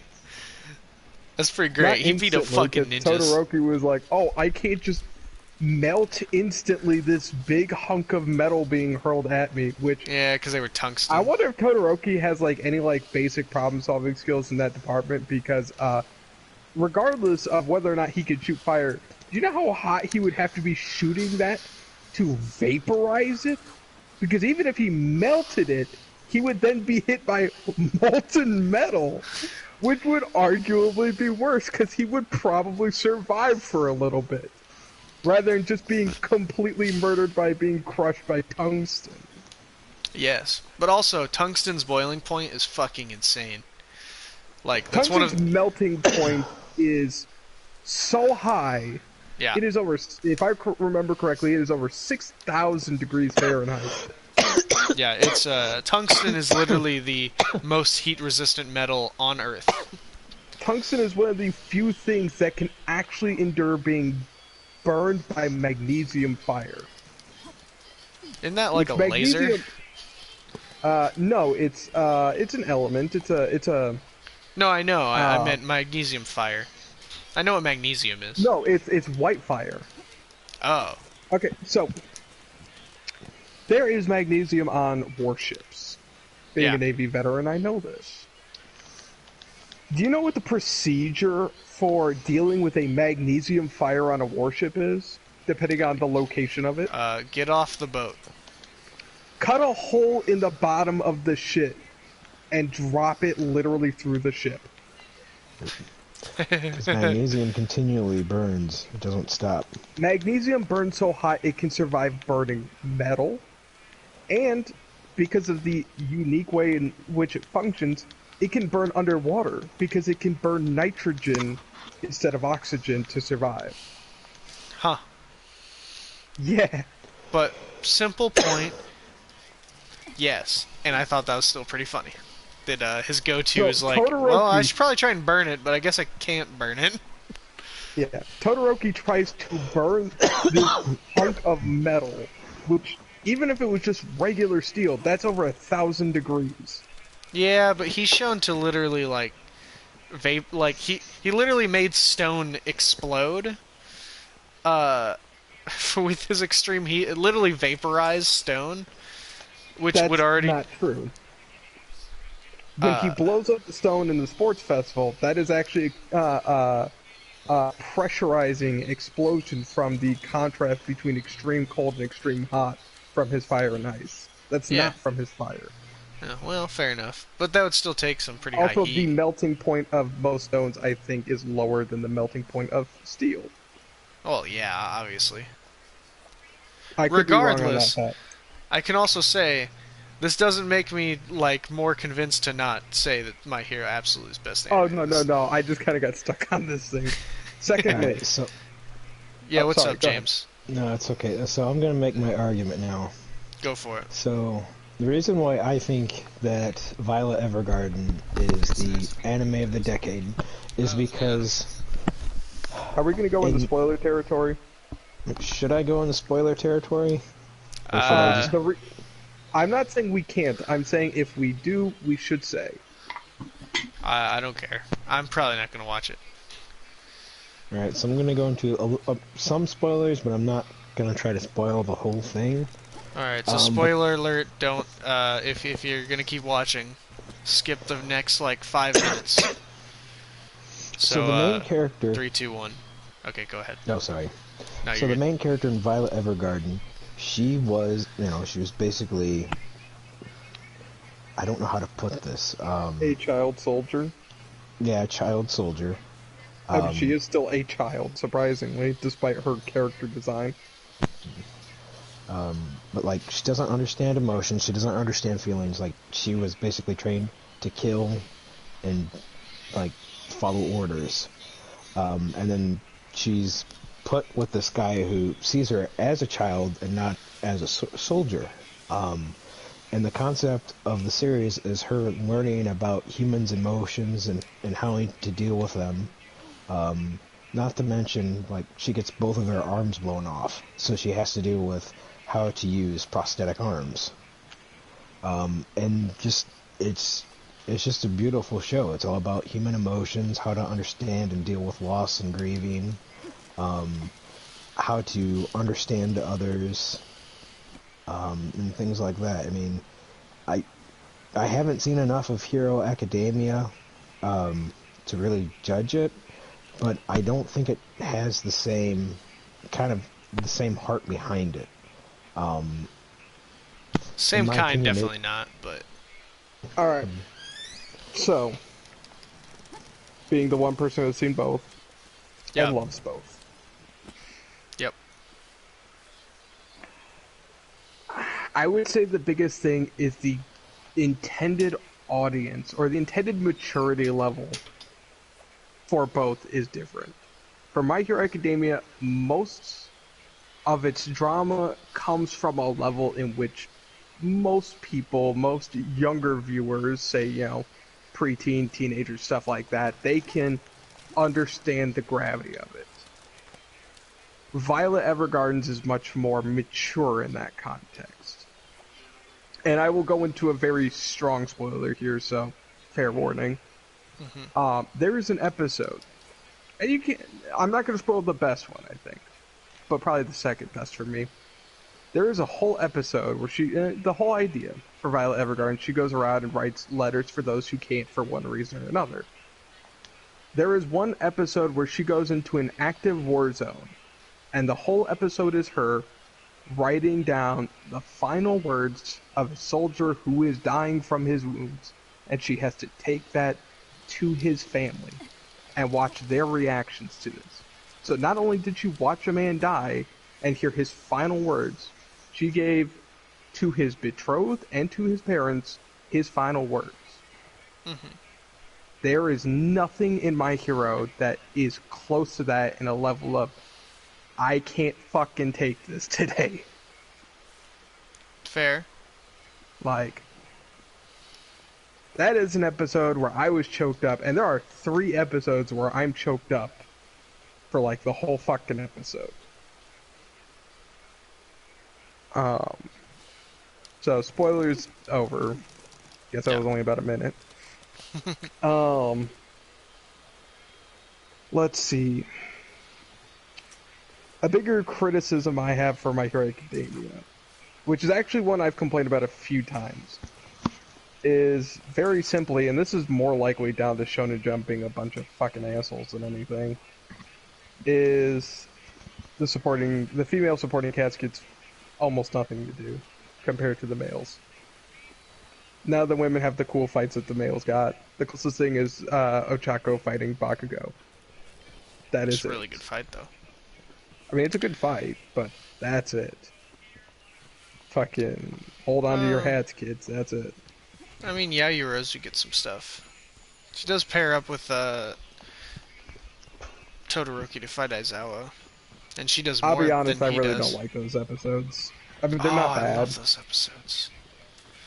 We literally get But- to see a child's spine get destroyed. Oh no, the Yaoyorozu specifically. Oh, Yeah, I mean, watching I thought Deku it has was- his fucking back blown out by All Might. That's just hilarious. And the Bakugo segment of that, the Deku Bakugo segment is great. The Yaoyorozu bit I just feel is like, I guess my biggest thing is it feels very disingenuous because we don't really watch her whole character arc. We watch her get upset because she's not good enough at the sports festival, and then we tidy it up in that episode. Like, I mean, yeah, the anime hasn't gotten to the parts where we touch on it more, quite yet.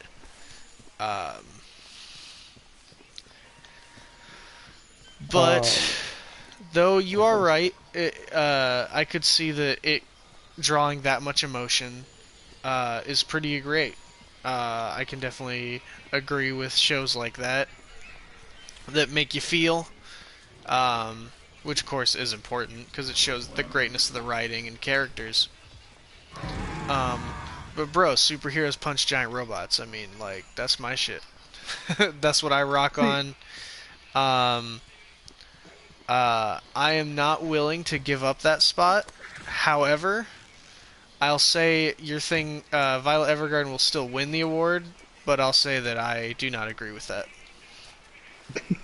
that's fair. That's That's The fair. only other thing, and this is actually honestly a very big complaint of mine, and this is specific to the anime, Yeah. is them fucking splitting up their team between the movie and the TV series. For me, at least, I have noticed a difference Movie and the between TV season series. 1 and 2 of the My Hero anime and 3 and 4 in terms of, like, Oh, you frankly, think so? dope shit.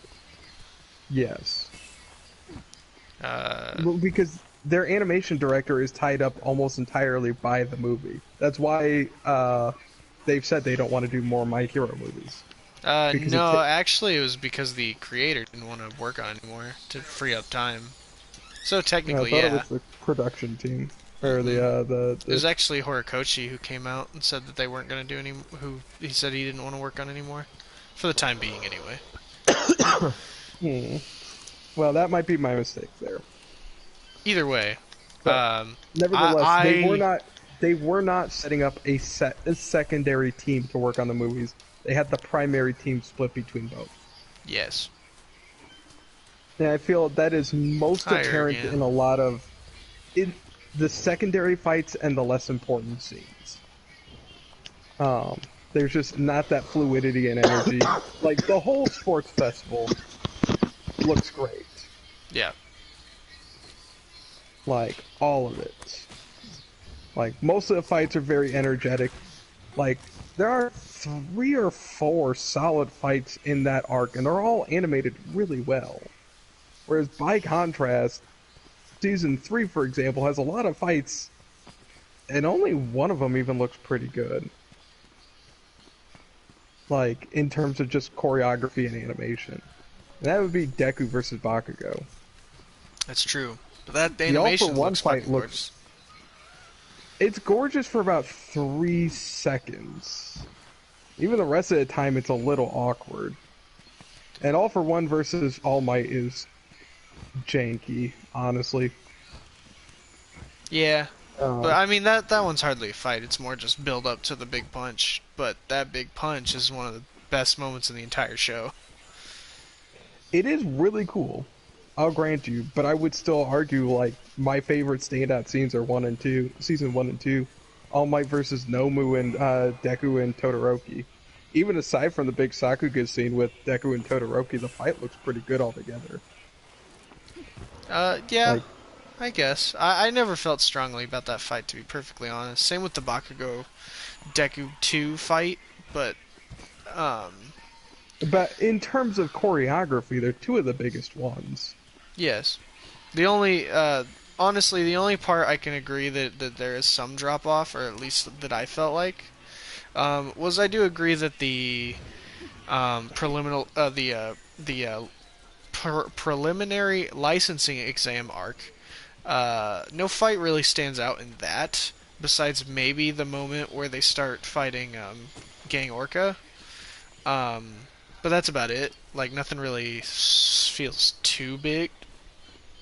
Um, Also, I don't know what it is, but and I felt this way the entire time. Something I thought it was about funny. Midoriya and Muscular's fight just seems kind of weird to me. oh, really? I love. That's one of my favorite parts of the whole show, though. That one made me tear up too.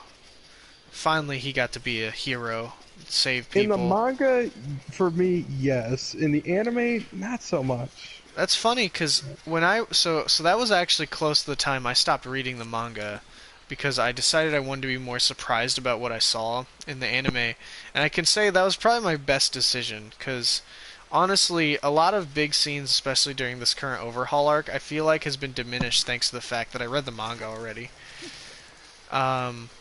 For some of them, Because so far, I feel like reading the manga has actually taken away my enjoyment of some of the bigger moments. Um, but at this point, it's hard to really just say I'm not going to read anymore because I'm so far ahead to the point where it's going to be years before they catch up. Like there's going to be a year before like they catch up to where it see, is. I'm in a weird spot because of when I started reading the manga versus when I started, when I started reading the manga versus where I was at in the anime, Yep. which was towards the end of season 2. Mhm. So I don't know necessarily that my opinion is hurt or not based on me reading the manga, because a lot of my complaints do come from seasons 3 and 4 in terms of quality. Season See, 4 is I don't kind of think weird. I don't think 4. I think 4 looks amazing. I haven't had any issues. The next episode's kind of rough. Obviously, I haven't seen it because I don't watch the sub. I was really hyped for this episode, so I definitely wanted to watch it, and I was a little let down, to be honest. Well, now I'm upset because I really hope I'm not. I mean, you also just... How do I put it? You are less nitpicky with the visuals than I am, so you might just not have a problem at all. That's probably also true. This season's kind of weird, because it throws in random bits of Sakuga for, like, 2 seconds. Oh in yeah, really weird spots. that actually reminds me. One of my favorite moments is actually like not a fight, but they actually throw in that whatever word you keep using. Sakuga. Yeah, that whatever that is. This like one bit of crazy animation for the saving Todoroki or the saving Bakugo part. That part's fucking fantastic. Like hundreds of times better than it is in the manga. That And I one don't always looked really weird to me, but not for quality. really. That part's one of the best parts in the whole show. Like holy shit, it looks great. And I don't know why. It's like such a nothing part in the manga, but like it's fantastic in the anime. I think it's because of the really rapid jump up in frame rate and then really rapid drop off in frame rate. Bro, I think I also say that myself and Andy are gonna say, man, y'all fucking are wrong. Konosuba, I mean, it's a comedy and it's good. That's pretty much where that one's. Straight up though, like, I will not say that it wins. I will say that it got the award. That is how I am going to do this. Because in terms of visuals though, there's not even a fucking comparison. well, I don't know because I haven't watched it. But You don't even have to watch a lot of it. You can watch like any fucking 2-bit scene, and it's just fucking top-notch animation. nah, get fucked. I'm sorry to Next. take over your argument, James. See, he won't even respond. He's fucking livid. Look what you did. I was trying to help. And I even had to insult a show I genuinely love to do it. I'm hurt.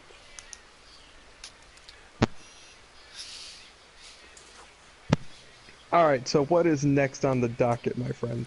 So next award is the best movie of 2019.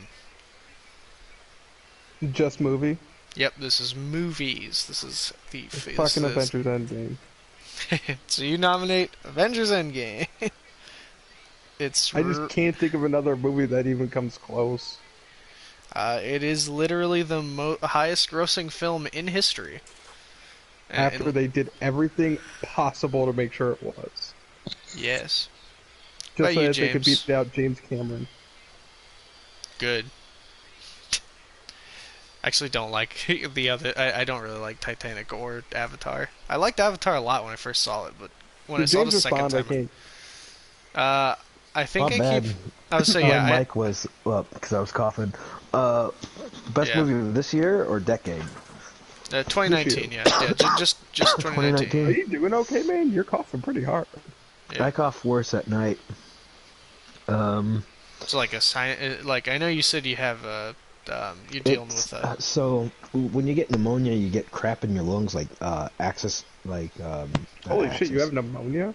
Yeah, I have pneumonia. That's why I've been sick for so long. Jesus, like, man. Now I have- remember. I remember you saying something about it on Facebook not too long ago, didn't you? Yeah, I've been sick for like 4 weeks. The first time I had pneumonia, I was sick for a month, and then almost wanted to put tubes in my chest, but didn't do that this time. Okay, but you are getting medical attention. Yeah, I've already gone through all the antibiotics and stuff, so I'm no longer contagious. I just have like crap in my lungs. How the doctor said it was like it's like kind of like road construction. You fix all the roads, and then you just got the excess crap that you got to get rid of, and that's what I have in my lungs. So that's why Yeah. I'm coughing up. so you I've like had it before mucus too, and other so shit. I get it. Yeah, it's like mucus, not I keep saying access. Just like extra fluid and crap that's in there. Yeah. Yeah. Dude, I'm gonna have a lot of fish scales when I come leave this Yeah. expedition. Dude, I've caught so much fucking fish. Um. But James, when you get Oh. back from your, oh, there you are. What is your movie of the year? Yeah. What was your movie of the Um. year exclusively?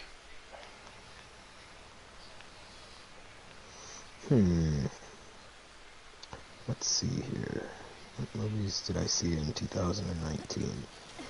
Saw Endgame. Haven't seen that. Haven't seen that. Well, Um, while you're thinking, I know it's not going to be Captain Marvel. I did like Captain Marvel, but yeah, I would agree. It was not spectacular. It- I thought it- I it- thought it was it- pretty whatever. It is for me on the level of like the Ant-Man movies. Like I watched it and it was fine. Yep, that's pretty much how I felt. It was okay. However, I will It's gonna say be no. Go ahead. it's a toss up between three movies. Okay.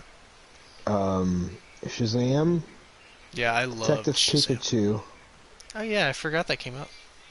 and 2019. That was pretty good. It Chapter 2. Ooh. Very I did different not from see where it we're going. Chapter 2 personally. I have not seen either of those two movies. I heard it was pretty good, actually. Um, So Shazam is amazing. Like I loved Shazam. yep.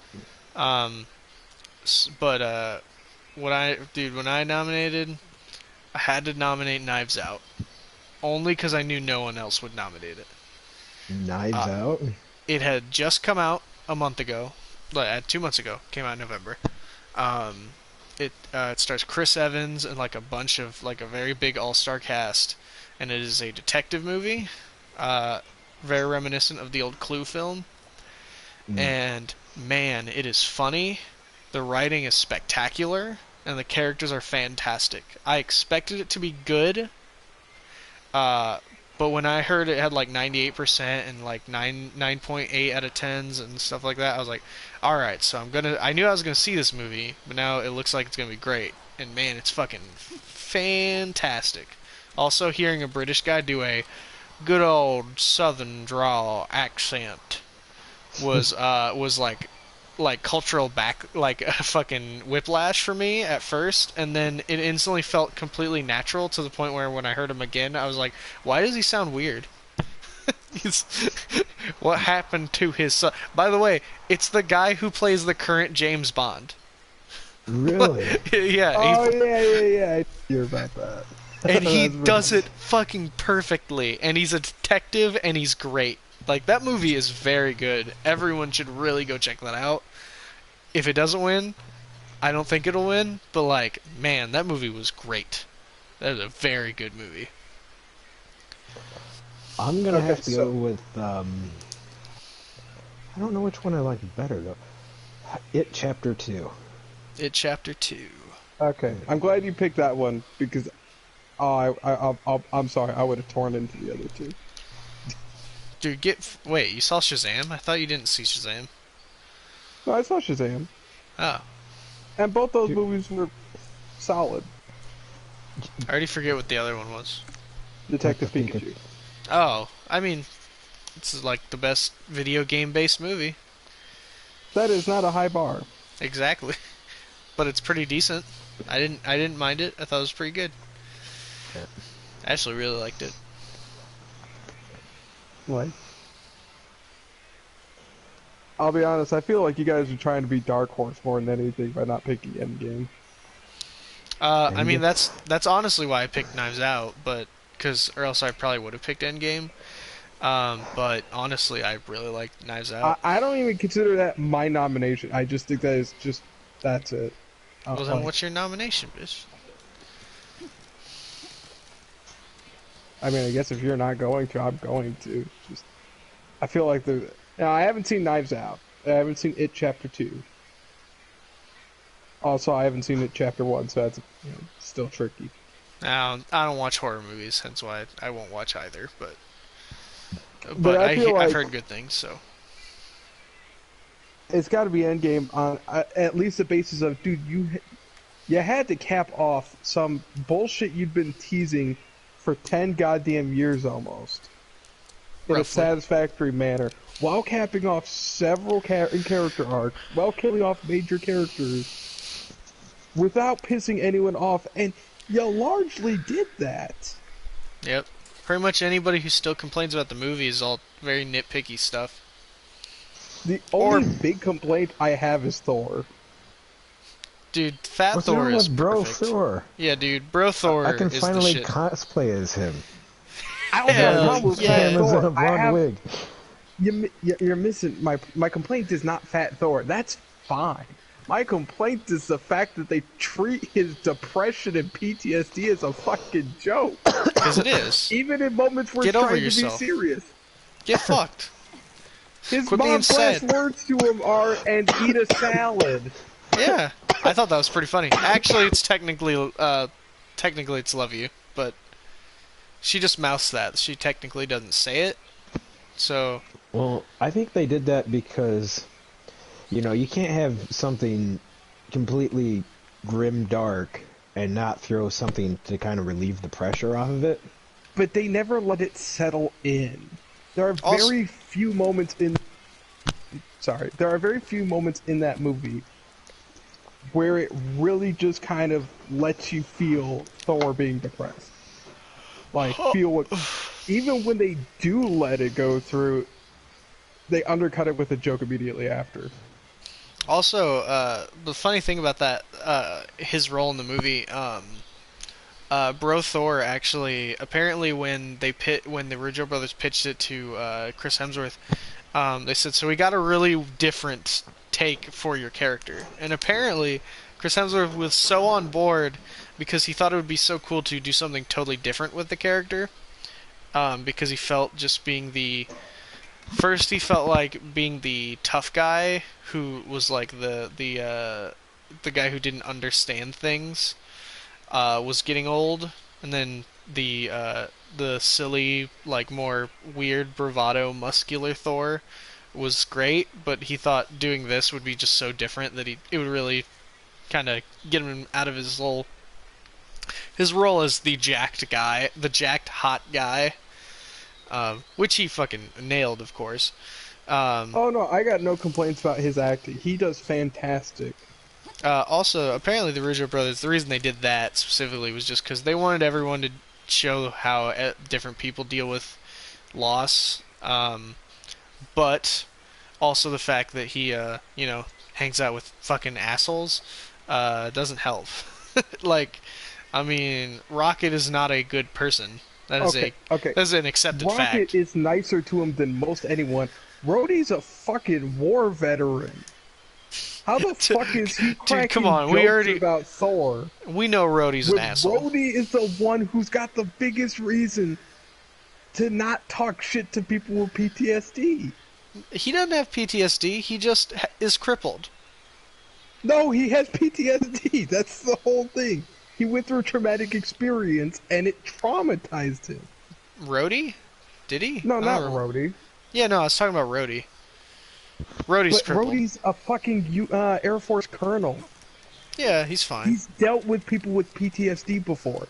Oh, That's a fact. No one who has been in the armed services, and especially not someone who has been on fucking combat duty, which they absolutely state that Rhodey has done combat missions.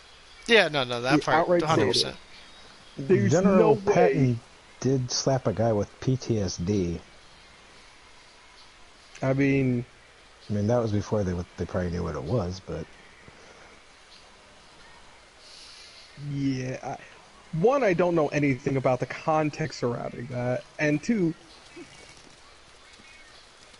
I mean, I can assume that it happened during World War II, where there's not a whole lot of better options when you're on a fucking battleground behind enemy lines versus fucking Rhodey, who's just being an asshole to him in a comfortable room, Yeah. like in the middle of fucking upstate New York. But for all the negatives of Endgame, they definitely did stick the landing. Oh no, that is my big negative. Everything else is fucking fantastic. It's goddamn hilarious. The action's spectacular. The acting is even more spectacular. The story, though overly convoluted, is pretty easy to follow when you look at it, and pretty much turn your brain off. It's a comic But book storyline. None of it Yeah. is so stupid that it rips me out of the experience. exactly. And the biggest thing, my God, they just fill that movie with the big moments you really wanted, like the hint of, the hint of Cap with the hammer. That was kind of hinted at in Age of Ultron. The payoff, fucking God damn, that was one of the coolest things in films ever. I lost wrong. my goddamn shit. Cap picking up the hammer was not that big for me. Cap continuing to use the hammer for the whole goddamn fight. Oh, so good. That was because I was really sure they were going to do that. I even called rescue, albeit I was joking, but I technically did call it. That was pretty cool too. But my God, Oh. then the scene where everyone comes back. He I says, have not been that hype in a movie theater. I don't think ever. And if I have, it's been a long fucking time. and then he just finally, for the first time in all of these 22 films, says, "Avengers Assemble." Boom, done. You did it. The rest of the movie is just gravy. I really wish he had screamed the whole thing, personally. That's fair. His little whisper was kind of disappointing, but it's just Like- so great. Like, if Holy he had done shit. that and, like, held up the hammer and there was, like, a thunderclap or something, that would have been, like, beyond dope. But Oh. it was just magic, bro. You know, it was beyond dope, and it's not something I ever thought I needed. Yeah. Fucking giant man hauling off on a Leviathan and bodying it. So my cousin, who is pretty critical of most of the Marvel movies, he still likes them, but he's been critical of them in the past. He thought the whole Ant-Man being Giant Man for the bit was pretty stupid, and he just didn't like it until he ran up and punched a Leviathan, which he thought was the coolest fucking thing. He just runs up. That's the start of the fight. He just runs up, fucking decks one of those goddamn things. Like, That's oh fantastic. So, I talked about mine. Isaac talked about his. James, why is It Chapter 2 the greatest movie of 2019?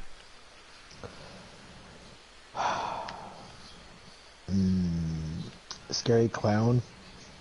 Dude, Scary Clown. Dude, Scary Clown is James scary. He's right. McAvoy, alright? James fucking McAvoy. I haven't seen the movie. James fucking McAvoy, though. He It's is a scary great fuck. actor. And what's creepy about Pennywise is he sounds very much like a homicidal Winnie the Pooh.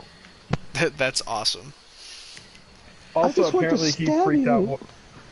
Apparently, he just freaked out one of the actors who was like, "So, do they do Oh, yeah. like a CG thing for the cockeyed, the cockeyed look?" And he just does it to him. Does and it? freaks Yeah. him the fuck out. He had, Didn't he tell him that oh, you mean like this, and then he just like fucking moves his eye around, freaks the Yeah, dude the so fuck out.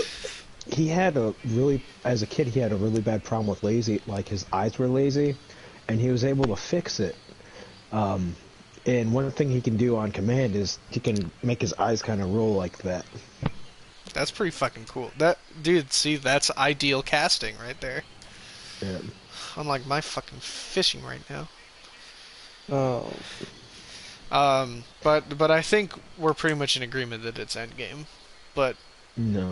what? now, what is it then, James? Is it Chapter 2? Because Spooky I do Clown like is it, spooky. Chapter 2. Yeah. I like the defense that's that just Spooky my Clown personal- is spooky. Look, that's why I don't want to take the nominations for Endgame, because I don't want to consider that like my win. It's just that's it. It's I Endgame. mean, I do like the Marvel movies, but Yeah. I don't know. It just My whole point is even putting aside the movie itself, it managed to satisfy people after 10 years of films building into it. that's true. Also very That true. is something that is just unmatched. Star Wars still hasn't been able to do that. How they did it with the Mandalorian, but not with their movie. That's fair. true. Mandalorian did finally scratch that itch for most people. I did like Rise of Skywalker, but it's nowhere near the best movie this year. I haven't seen it yet. Still, That's fair. I will stand that the sequels are better than the prequels, but that is By a that long is not an shot. Holy shit. achievement. That is not an achievement. That should be a status quo. You should be better than the Star Wars prequels. That is, every movie should be better than the Star Wars prequel. Yeah, because goddamn, those are some bad fucking movies. Like, Um, people argue, but I can meme the prequels. Yeah, Well, if we're the going sequels with- are a little bit hollow, but they're solid movies. Like, they're solid movies. The prequels. Now, I want to clarify. I love Phantom Menace. This is not a good movie, though. yeah, no, it is not.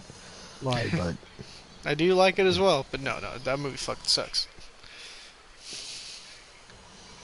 so I'm not being biased because I personally hate them. I do hate Attack of the Clones, but I do love the Phantom Menace. Dude, I hate Solo. Solo was okay. It was just kind of meh. Like, it wasn't. I just thought it was so fucking stupid. Like, basically, best way I could put Solo is it felt like a waste of money. It didn't feel like it was bad. I wasn't like, I guess I was kind of unentertained, but like, it just felt like I didn't need to see it at all, and I did. That Yeah, being I was- said, Zach, I feel like I'm sorry, James. I didn't mean to cut you off. No, it's alright. I was feel gonna like, s- to be fair, God damn it. Okay, Isaac, Paul, shut so I up. thought What were you you were gonna letting me say, talk. James? I was gonna say, to be fair, I kind of felt the same way with Solo. My interest in it peaked until like the end with like the Easter egg stuff, and that was it. Yeah, No, I heard the I- Easter eggs killed a lot of people with that movie, and with pretty much all of the Disney movies, except for Rogue One, weirdly, which is a movie pretty much built on the concept of an Easter egg. Yeah, I didn't despise Rogue One. I just thought it was boring. Just had a few little bits. I just hated the characters. That was pretty much the biggest Yeah, thing. that's the biggest problem with them. Is But I Rogue was One? Sorry, is Rogue One with the I can't remember if it was Solo or Rogue One where the guy had the stupid robot that like wanted to free all the other robots. Yeah, it's That Rogue was One. Solo. Oh, no, that was Yeah, Solo. You're right. that was- Oh my yeah, god, yeah. I forgot about that scene. That scene's fucking stupid. Yeah, that's what I was. That's right. Rogue One Then has they the enslave cool. it in the Millennium Falcon for all of eternity until the Millennium Falcon is destroyed, taking away all autonomy Yep. of this robot that just wanted freedom. Mm, So touching. I like the robot in Rogue One, the medical Same. whatever. That one was pretty good. The sassy one. I was gonna say though, Zach, to be fair, me and you should group up sometime and actually check out the movies. I guess. I don't know if I want to kill that much time though. That's No, I like don't a wanna lot of go. movies. Oh, then probably. Like one at a time. If you're gonna do the It movies, you should probably watch the old one first. I am not sitting through 3 hours of not a good movie just to watch Tim Curry be amazing. As much as that does sound fun to an extent. But then you're gonna miss the greatest line ever, where he says, "Kiss me, fat boy." I'm pretty sure I have seen that line before. Also, no, I don't want to watch it. I don't watch horror movies. Well, alright, Uh, then I will get together with Mike and watch it sometime. Oh, you said it? No, Jack, fuck that. I'm not watching that movie. I don't watch horror films. Are you scared of clowns? No, actually, I've never really had a problem with clowns. No, I just can't stand horror films. They're one of two things. They're either A, scary, or B, bad. And there's no in between. So I don't like feeling any of those things, so why would I watch these films? So that's why I ignore horror as an entire genre. Because Yeah. Stephen King writes stuff more than just stuff that's spooky. Yeah, but I Yeah, don't he think writes Stephen shit King's that also is a good writer. batshit insane. Dude, I don't where want to hear where anyone is talk about. I don't want to hear anyone talk about Stephen King's genius writing when I also know that in the climax of part one of the climax of part one of It, they run a train on a girl. And I don't want to read that in a book.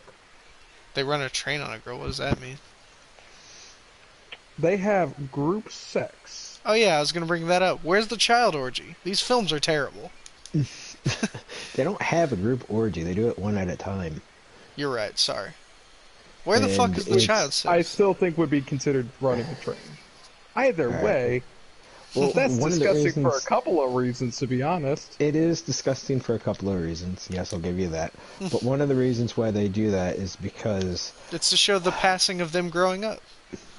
yep. Now they're 'cause it officially men feeds and on women. Yeah, that's kind of the whole point. Yeah, but still pretty I feel like you could problematic. have shown that some other way. Yeah, but Stephen King had to be creative, and sometimes creative can be problematic. Also, sometimes Stephen King.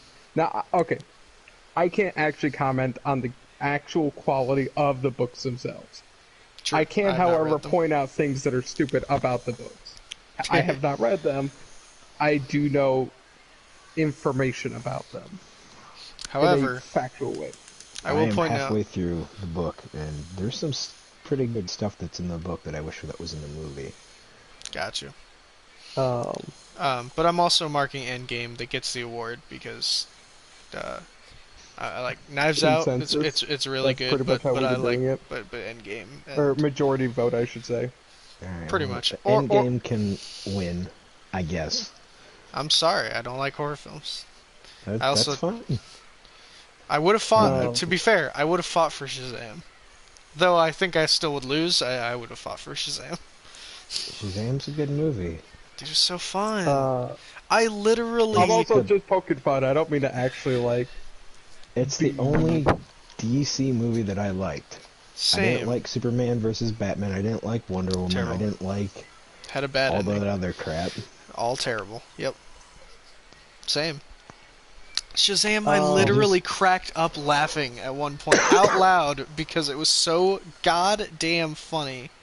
The scene where they are yelling at each other angrily, him and the villain in the skies of the town I can't of Foster. hear you. I was like, You're oh like my a mile away. Oh my god, I was just cracking up laughing because I never thought about that before, but it's very true. When you're flying in the middle of the sky, there's no way you're hearing anybody who's talking at normal volume. That is I will say it impossible. is my second favorite DCEU movie. Really? I still like Wonder Woman better. Ah, if Wonder Woman would have had not a terrible ending, I would have liked it. But goddamn, Wonder that Woman ending has is a completely awful. satisfactory half an ending, and then the other half is stupid. You know, where everything she assumed was actually completely right, ruining, like, pretty much the entire plot. Yes and no. And having a terrible CGI fight is- scene at the end. Well, the terrible CGI fight scenes I actually feel the more egregious. Well, okay, no, not more egregious. The problem with that is they only slightly cut the message. They don't entirely undercut. Because they point out Ares didn't possess or dictate or control anyone to start this war. He just gave suggestions to people who are already doing it. Yeah, but that totally, like, is like, oh wait, so she was totally right, and completely, like, her fucking psychopathic reign of the fact that you're not supposed to agree with her because what she's doing is too extreme. Turns out, no, you're wrong. She was actually just right the whole time. Yeah, but that goes back to the whole argument, can a stupid ending ruin a movie, which is, For me, Yes. yes, actually. for me, it's yes and no, and it really depends. And in this context, no, I don't feel like it ruins the whole movie. I still But like it the is war moving. scene, but that's about it. Like, it's hard for me to watch the movie now because of that. But I'm excited to see the sequel. I think they can stick the landing better since they're going for a totally different direction. However, we will move on because we still got a handful of these. I'll Although I also have wrestling categories, but I know you guys don't watch wrestling, so it I've pretty much. watched a little bit of it. I haven't really watched like WWF or WW whatever it's called now. Yeah, I don't So watch I don't. WWE. I haven't watched it in probably I haven't over a watched year. World Wildlife Federation in years. Same. The only. Yep, Oh I God. like watching That's actually why the hippos. name changed, and it always makes me laugh. Yep. I actually really like, when the hippos get in fights and they suplex each other. I thought you were gonna say super kick, which I would have still laughed. It'd Well, actually be they kind only of do funnier that to because the crocodiles. they have such tiny legs. How do they get it up to their chins? Well, Any instead of using their legs, they use those like extender reach things, that people use to get crap off. They just use those. nice. So this next is garbage movie of 2019. It's a movie you saw, you didn't like it. Simple as that. My vote is Promare. I've talked in length that I didn't like Promare. Okay, I feel like you got to nominate something else 'cause you've already been beaten that dead horse. No, get Yep. fucked. That was my movie that I didn't like because I didn't see all the other terrible films this year. Fine, you know what? If I have to pick something else, I didn't despise this movie. It was probably the worst movie besides that I can think of. So I gotta vote for Alita Battle Angel. Um, Really? I keep forgetting that it came out this year. I mean, Honestly, it was very early this year. yes. Um, it was fine. It doesn't look bad. Like, it looks really good for what it is. But I didn't really feel anything for the movie. Also, again, I feel like that's a case of a pretty bad ending. Like, it's not terrible, but there's like 4 endings in the final act of the movie, and I didn't really like any of them. Um, Also, the film clearly sets up for like a bunch of sequels, which it might get, but I don't know. I don't think the demand was very high, though I think it did make a pretty decent profit, so probably still get a sequel. Um, but like, there were definitely worse movies this year. I know Cats is seen as like one of the worst movies ever, but obviously I didn't see that movie. Um, That and movie is set to lose $80 million of its $100 million budget. yes, so that movie is That is probably actually the hilarious. worst movie Also this year.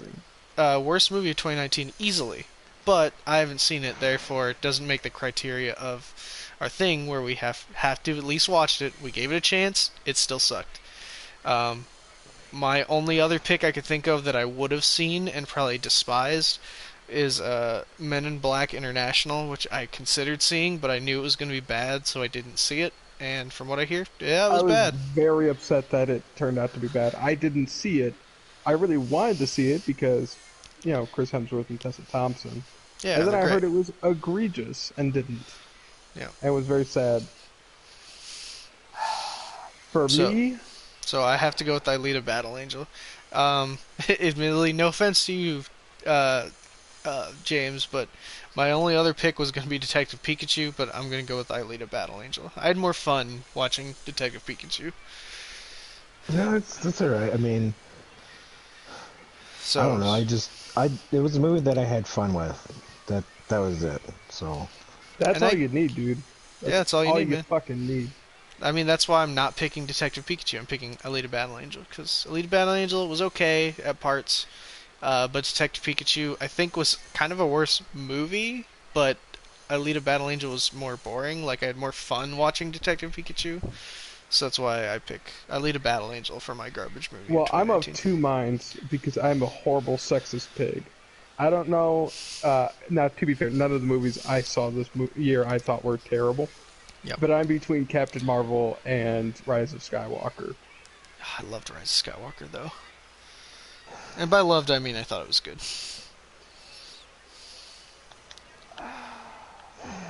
All right, what about you? mine has to be Captain Marvel. I did not like that movie whatsoever. I thought that Um, movie was completely okay, but I really wish Captain Marvel had more of a personality than Smirk had Tilt. that's my point too. And then the whole thing with what Brie Larson said and did, that was just shitty. Which What one? did she Which? That say and do? I heard there um, was a controversy, and then I forgot about it. all right. So the reason why she only got 6 minutes and 50 seconds in Endgame is because when Captain Marvel came out, she basically said that Stanley basically sucked and that he didn't deserve to be famous for what he did.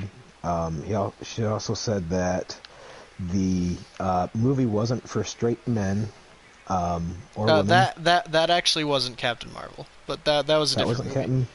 The Oh, Stan Lee part, that's probably true. The straight men thing, that was for a different movie. okay. And that was only because she was called out. Like she basically was being, kept getting called out by some dude who kept like basically this group of people who just kept messing her about. Uh, not sorry, it was a critic who kept specifically attacking her and the cast of the movie. Gotcha. So, I don't know. I That one's just a little different, but that's fair. Oh wait, just the crap. sorry, I'm totally wrong.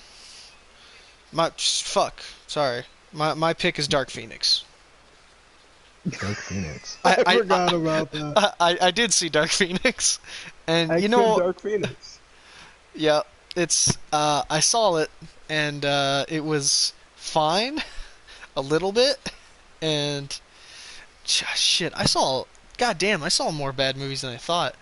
Um, God, I actually had some fun with Dark Phoenix though, but it's bad. Uh, uh, it's God, what's the name of that movie? Oh God, the sun is also a star. It's it was a fucking romance movie that I saw because I thought it would be kind of good because I thought it was kind of interesting. Literally, it's a movie about a girl who was I believe she was either Indian or Middle Eastern, I forget. Um, and she is a her and her family are immigrants in America, and they are told to have in the USA with their with immigration laws they have but so she has like 1 week to figure out her thing so she could try and apply so that America. But she runs into a boy who is this Asian kid, like I believe he's full-blooded Asian. I don't remember which Asiatic country his family hails from. I don't remember. It's based on a book, and the whole premise is they essentially talk, and she does her interview thing so she can try and stay in the country, and he tries to convince her that they can be together, but then she tells him no, I can like eventually tells him that I have to move away, and then in the end they like work through some stuff. And then she moves away. She has to move away anyway. They get deported. Okay. And then they run into each other like 5 years later at a bar, and that's how the movie ends after a time skip. It's not satisfying at all. The acting is abysmal, and I feel nothing for any of the characters, and I hated it. Elite Dark Phoenix was stupid, and there's some bits I laughed at, and the special effects were kind of cool. Oh, and I'll give you Captain Marvel. Like, man, fuck. Like, Brie Larson's kind of a bitch. Absolutely. Well, I've also won biggest mistake. Yeah. Yeah. I just Wh- I don't know. wh- wh- I didn't feel satisfied with it. okay. I get you. Honestly, funny thing. So I know you brought up Brie Larson's like bad comments. Dude, the worst thing was it wasn't like Brie Larson was not the problem I had in terms of comments this year. The chick who who starred in Charlie's Angels. Elizabeth didn't Banks. Oh my god. Didn't she blame men and Batman for it failing? So so the movie flopped because even though it reviewed really well, just no one saw it because nobody wanted to see another Charlie's Angels movie because who the fuck is asking for a remake of a 60s TV show that already had a successful film trilogy? Well, I never saw any previews or anything for it, so I didn't even know it came out. So apparently, Elizabeth Banks, what I found out later was not only did she star in the film, she also directed and produced the film as well. Ooh. So the film has flopped because no one saw the freaking movie. Even though, from what I've heard, from people who did see it, actually said it's pretty good. They didn't dislike it. There was nothing egregious. It was fine.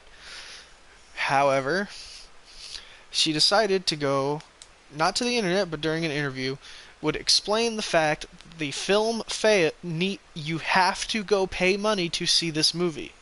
If you don't, you're letting essentially rich white males win, because then it proves that women cannot star in action movies. Then when the interviewer points out what about the comic book films, because films like Captain Marvel and Wonder Woman were extremely successful. And she explained that the only reason those succeeded is because those are inherently men's genres. So of course they're going to succeed. Fuck that. I mean, Sigourney Weaver and Aliens. Yeah, I know. That's when other people have pointed out, like, what about the fact that, like, Rise of Skywalker, you know, like most of the movies. To be fair, people have shit plenty on Rey. Yeah, but Rey's great. Little aside from just she's a woman. Didn't they make her and the guy who played Finn apologize for something? Oh, I don't know. I don't know. Disney, that part I didn't hear. That part I'm not sure. So. But man, that I was like, man, bitch. Like, now I don't want to see her movie. Like, now I'm actively not going to see the film. Okay, so I spaced out. Who are we talking about? I was trying to look up something. Elizabeth Banks. Banks. Yeah. And then for what movie? That was Charlie's Angels. And then another movie that flopped was Little Women, and they blamed that on white women or something stupid like that. Oh. I haven't heard of that movie, actually. But, yeah, I mean, I just, like, I don't like, cause I didn't know they made a remake of Charlie's Angels. Yeah, like, just came out, like, like, in October. Like, it was very recent, too. So. Yeah. Brie Larson's comments about Stan Lee are kind of an interesting thing. Okay. Now, I don't know exactly what she said about him. That being said, and I can clarify, I actually studied this in a college environment. Stan Lee has a bit of a checkered background when he was working with Marvel back in like the 70s and 80s. Yeah. We didn't go into it a bunch because people like DC or whatever they were called at the time, I can't remember. DC screwing over, or no, not DC.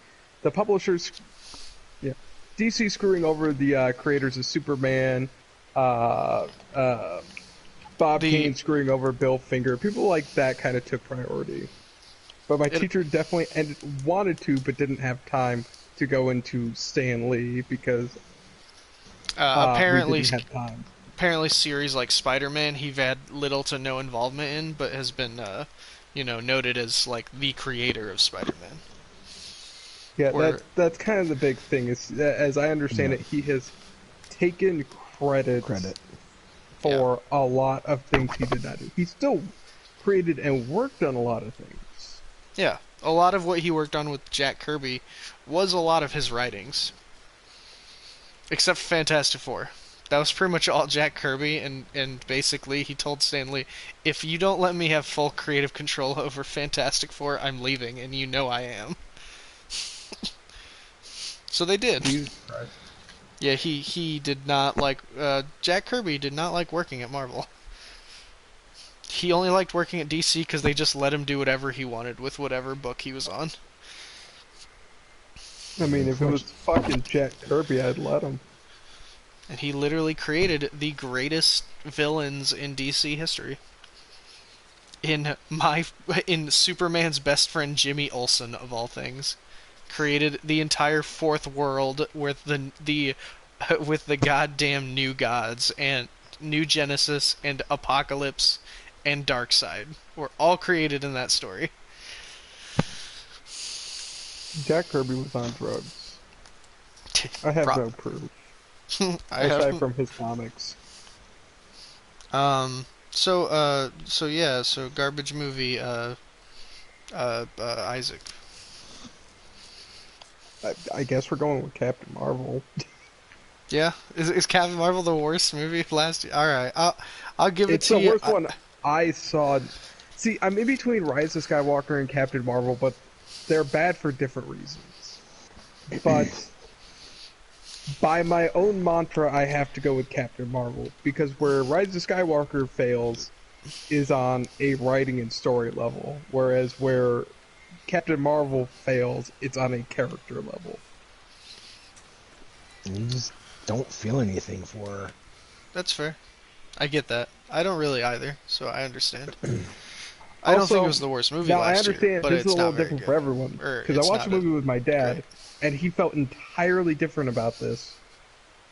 But like, the fucking ham-fisted "see women can do it too," and women need to control their emotions and all that shit. Again, I'm more in the younger. We're all kind of more in the younger spectrum, so we kind of grew up with that sort of shit, and are like, well, yeah. Now, there's people out there who apparently still need to fucking learn that. But like for us, it's like, yeah, we've been down this road. We've seen these movies before. Yeah, women can do it too. This is actually just pretty dry at this point. My dad, on the other hand, actually liked it quite a lot, because when he was growing up, yeah, no, the women were rejected and told to back down and all that kind of shit from doing just boys' activities. So it was kind of interesting that there was kind of a generational difference there. Yeah. But I mean, back in of course, in say the 80s and 90s, I mean, Ellen Ripley was like the only famous like leading actress in an action movie capacity. But, I mean, you could argue. God, I had an example and I already forget what it was. considering theoretically the demographic of this movie is roughly between the broad demographic is roughly between, I would say, 10 and 30, the demographic. Or at least that's Yeah, what they're we all- aiming for. Yeah. Why are you telling us this? We know this. Yeah. I mean, yeah, there's shitheads who obviously don't, because, you know, fucking all the abuse of the fucking, specifically the women from from the new Star Wars trilogy. Poor Rose. Yeah, she gets a lot of hate, and I don't see That why. being She's said- actually pretty fine. Oh, on Part an of me acting actually level, kind of likes her. She's fantastic. Her character is just pointless. Yeah. Like, her character serves, and I was watching a video that actually pointed out something that I thought was just really egregious. Like, I'm sorry, Ryan Johnson, I don't know why you thought this was good. He points out that Rose is trying to convince Finn, the child-raised soldier, that war is bad. The guy who left the the First Order because he No realized one's war was arguing. bad. Last Jedi was a bad movie. Like literally, part of Rise of Skywalker is the fact that they're trying to fit in the second movie in this one movie because literally just because J.J. Abrams couldn't make his second film, he had to just make a first and third. There are plenty of stupid things in Rise of Skywalker that are absolutely Rise of Skywalker's fault. But that's a discussion for another day when we've all seen the movie. Yeah. Well, let's Um, move on. We only have 2 more categories. I also have like wrestling categories, but seeing as like I actively watch wrestling, and then apparently James watched a little, and as no Just Isaac's. to underground. Oh, well then I won't count that. Oh. I'll only have explicitly negative things to say. except for their talent. They had really good talent, but they all left. Yeah. Because apparently the And, contract Sexy- situation has been. Oh, Sexy Yeah, Star. Sexy Star, she ruined her career. Yeah, I watched that all happen. Just to make it really quick, because I just want to explain it real fast. Sexy Star, masked wrestler, wrestled in Mexico like a lot, and was like the biggest female star in Mexico. Literally during Triple Mania, which is AAA Mexican wrestling, one of the biggest promotions in Mexico's version of WrestleMania. She's in a 4-women's match for their version of the women's title, and she's the champion. But she's upset because one of her opponents she feels like is stiffing her, which means she's not selling for her. She's just like taking hits and ignoring it, not selling at all. And she's worried that she's actually going to shoot, which means, do real things, and then force her down to the mat and basically steal her title, but actually steal it. So, can you guess what her response to that is?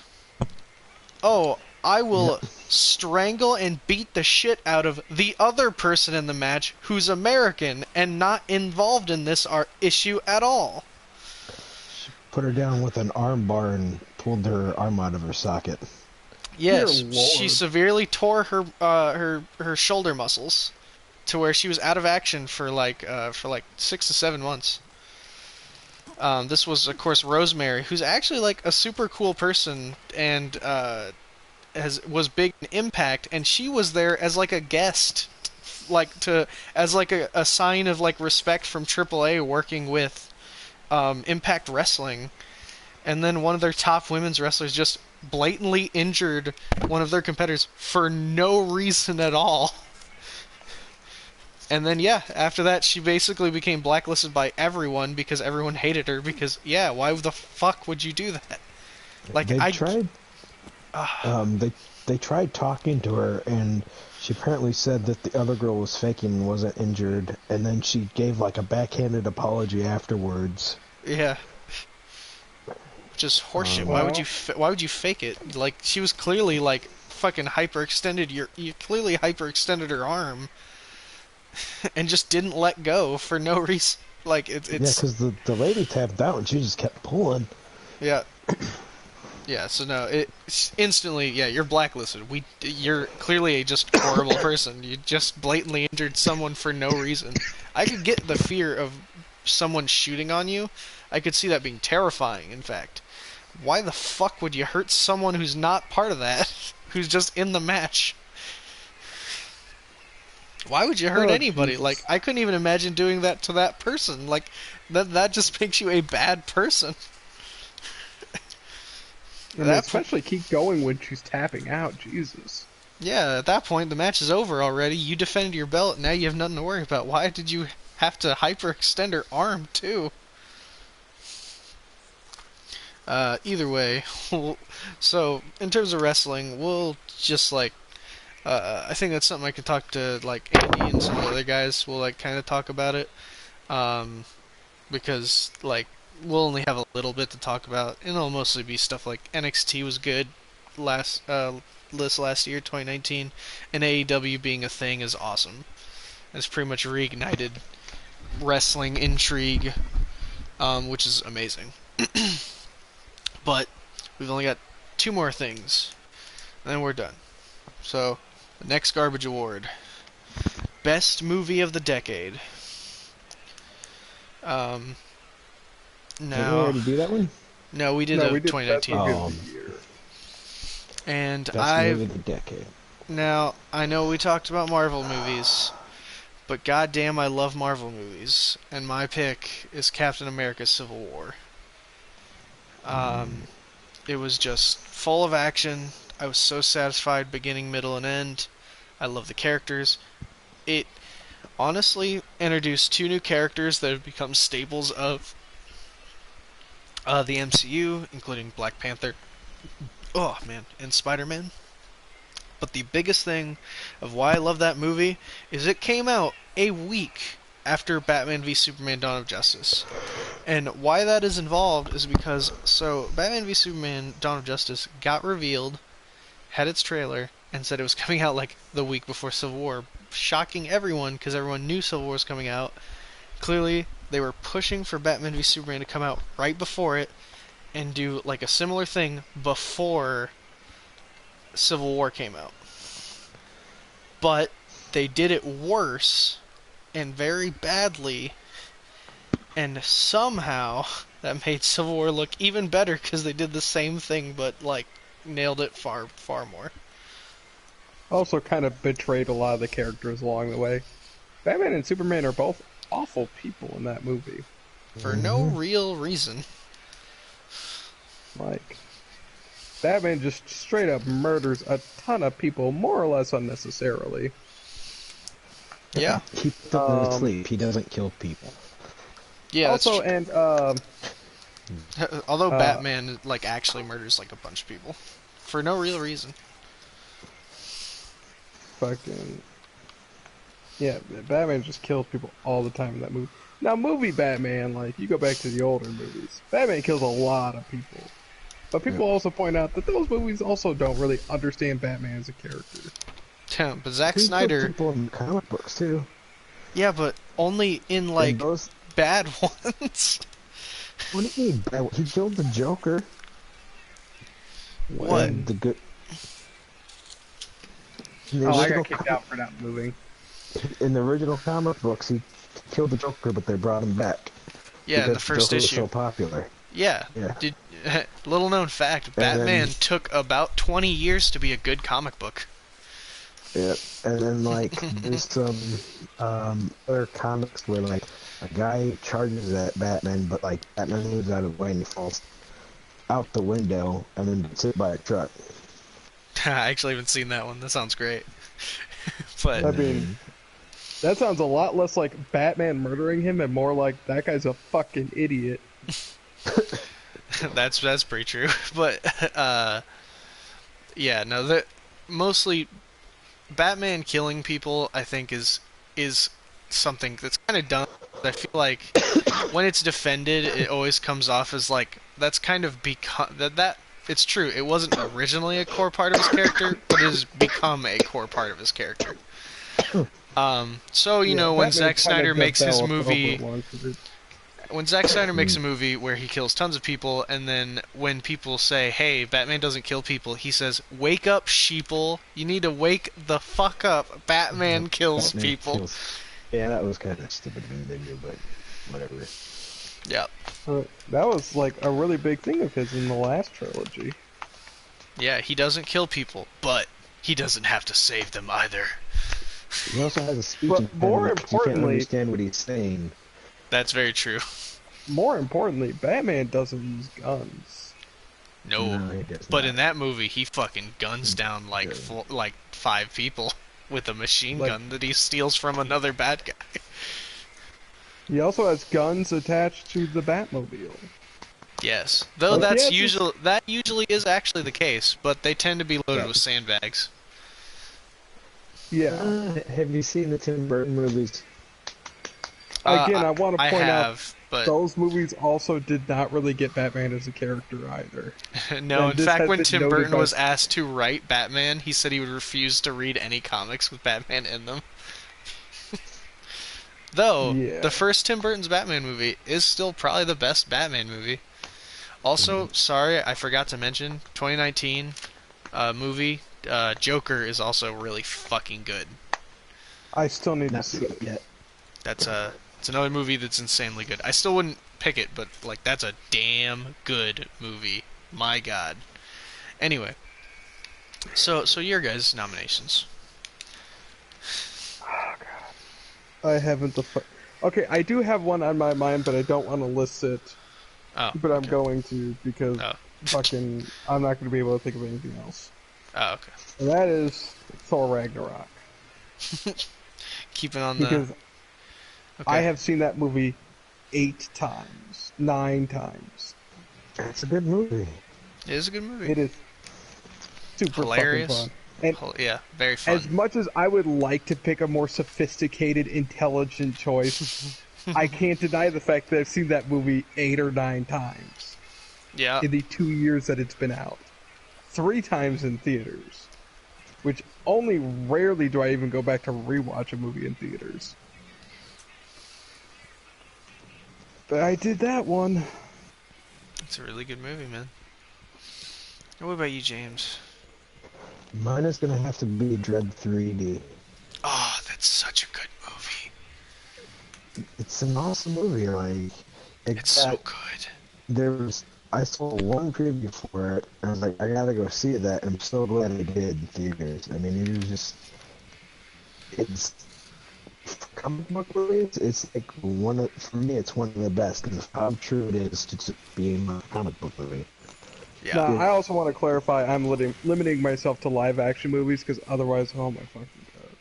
Yeah, I've pretty much done the same. Well, we also have an anime category too, so it's just not specifically Cool. movies. Even animated movies, that adds like just a whole fucking truckload of more shit I have to wade through in my brain. Oh yeah. Nope. Damn, I probably would have also brought up. I mean, I would actually count those. Spider-Man Into the Spider-Verse is really goddamn good. Okay, if we're talking non-anime animated movie, that's not even a question. Spider-Verse is the best one of the decade by a long fucking All shot. right. Well, we'll have a sub category. I'll put that down. Is best animated film of the decade is by a long shot Spider-Man Into the Spider-Verse.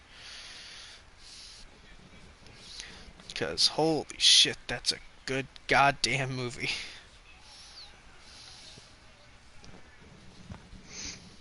Yeah, that's my pick for best movie of the decade. Dread 3D, you said? Yeah. They invented a whole new camera and stuff for it, and it's overall just a good movie. Yeah.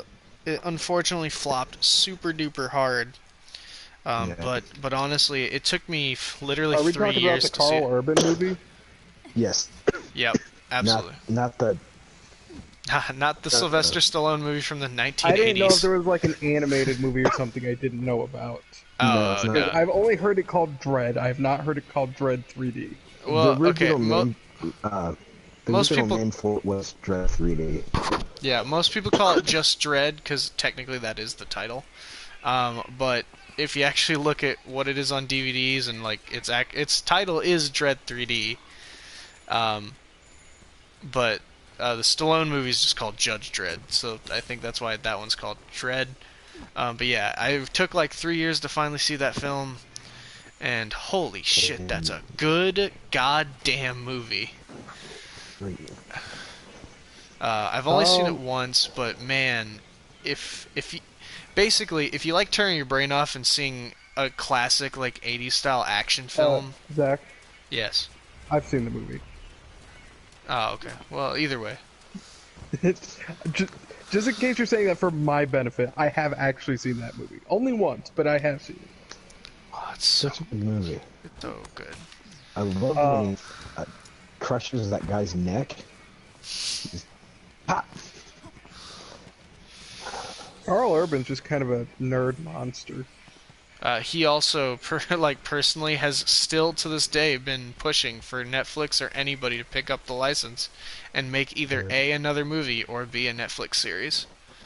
He has been the sole person.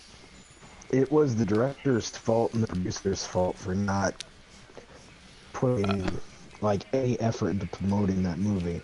Absolutely. Also, pushing way too hard on the promotion for 3D was also a terrible call. Yes, Yeah, yes. no, that's... Like, who the fuck wanted to see that movie we keep for... going through this. This is like the second... We're past like the second time this has been a thing. But like, people need to understand, 3D is rarely ever a good thing. Yes. There are very few movies where 3D actually does anything for the viewer. Most of the time, it gives you a headache. But if you saw that movie in 3D, it's just fucking mind blowing with the slow-mo effects and some of the action and stuff. Yeah, I hear it's pretty cool. I haven't seen it in 3D, but if you see it in 3D as well. But that being said, I'm happy to concede to Judge Dredd. Yeah, same. So just go with Judge Dredd, only because I do like the Marvel films. I like giving them their due, but Dredd 3D was such a fun movie out of nowhere. I'd also like to say that other films like Mad Max Fury Road are in the same vein as Dredd 3D and also incredible. See, I was disappointed in Mad Max Fury Road. Oh, I wasn't at all. It's like one of the few movies I could go back and just watch at any time. Because in Mad Max, so Mad Max takes place in Australia, and it kind of confused me. Like, okay, you've got these ladies who It does? that are, yeah, it's supposed to be an apocalyptic Australia. Oh, I didn't even know that. I thought it was just like undisclosed area of desert. Wait a second. Apocalyptic Australia? Yeah, because what happened was after the Second World War, they basically ran out of resources for gasoline and all this other stuff after the atomic bombs went off. I thought it just took place in modern day Australia, because that's a fucking. I mean, it is modern day Australia, but technology's. I'm talking shit. That's all. I know. Yeah, I've seen some of the Australia's other like Mad that, Max movies. because you know. I've seen all. Actually, funny thing. So Mad Max Fury Road, I actually I was not gonna see it because I never saw any of the Mad Max films. So I was like, okay. So I'm just not gonna see it. But then my cousin Axeman, who's been on stream quite a few times, was just like, all right. So when are we seeing this movie? And I was like, I don't know. I didn't plan on seeing it. So he asked me. So then. All right, we'll go see it this day, and I'm like, okay. So I was like, just me and him, we're gonna go see it. So he tells me, and I was like, well, I haven't seen any of the other movies. So he said, all right. So the night before, we're literally gonna sit down and just watch all 3 of the films. And I was like, okay, I guess. So he this is also the same day, by the way. He tells me this that we're gonna watch the movies. So we start them. I hated the first movie. I pretty much was about to fall asleep the entire time, thought it was boring, and I did not like it until the last few seconds when he goes rogue and blows up a car. However, the second movie is spectacular, and It's considered the best out of it. I see why Road Warrior, which of course is not technically called Mad Max in any way, it's just called The Road Warrior, was the movie that like put the franchise on the map. It's really goddamn good. Then I'd say probably because like the first movie does not sell the post-apocalyptic because everything seems pretty normal aside from the crazy bikers. Yep. And crazy drivers. That's about the only thing that seems out of the ordinary. Then Mad Max even fucking works in a police station. yeah. Yeah. Then you had Beyond Thunderdome. And holy shit, that movie was fucking dumb. I didn't hate it. It's just stupid. Like, I see why the franchise died for 20 years. Like, goddamn. Oh, that would have been like 30 years. But man, it was not very good. On the plus side, I will say that I think Fury Road is the best. Agreed. On the Then I basis saw that Fury I Road, don't that was have to incredible. I don't have to feel guilty about enjoying the performance of a vocal anti-Semite when I watch it. Oh, you mean the dude who plays Dredd? Mel Gibson. No, Oh, Mel Mel Gibson. Gibson. That's true. yeah, Yeah, he is anti-Semitic. But yeah, then I saw Fury Road and honestly fucking loved that movie. Holy shit. Did not expect to like it. It was great. Now, but we'll agree. Dread 3D, I'll pick it because I don't think anyone else would ever pick that as their best movie of the decade, but holy shit, go back and watch it and it's fucking cool. Now, the final category for the Garbage Awards. Before we end the stream, fun as we start in the new year, the new decade. We've got big things planned, as we said earlier, and we've got even more to come in the coming days. So, the final category, which I think is also a pretty easy one, is Worst Movie of the Decade. Now, there's, like, Garbage Movie of the Decade, there's a lot of options. There's been a lot of bad movies in this decade.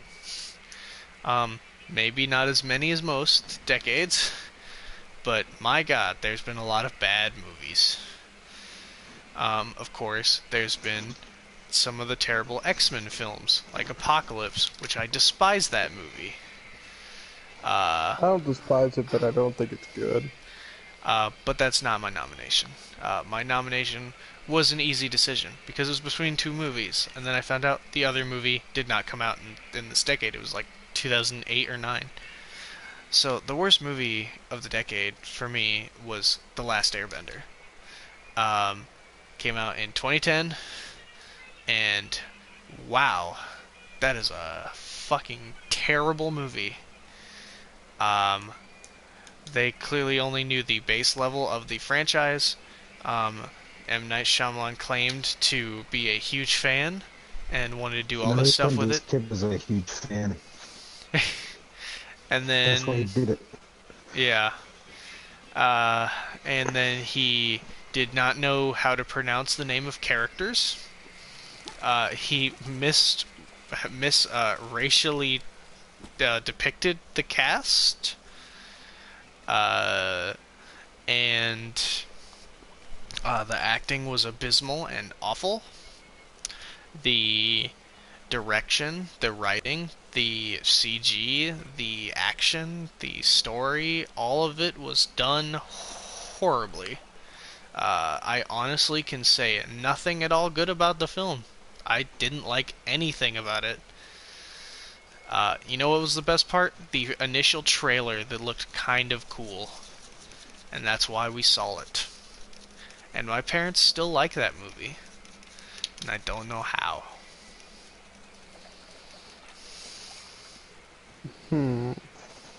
So yeah, so what's your guys' nominations for the worst movie of the 2010s?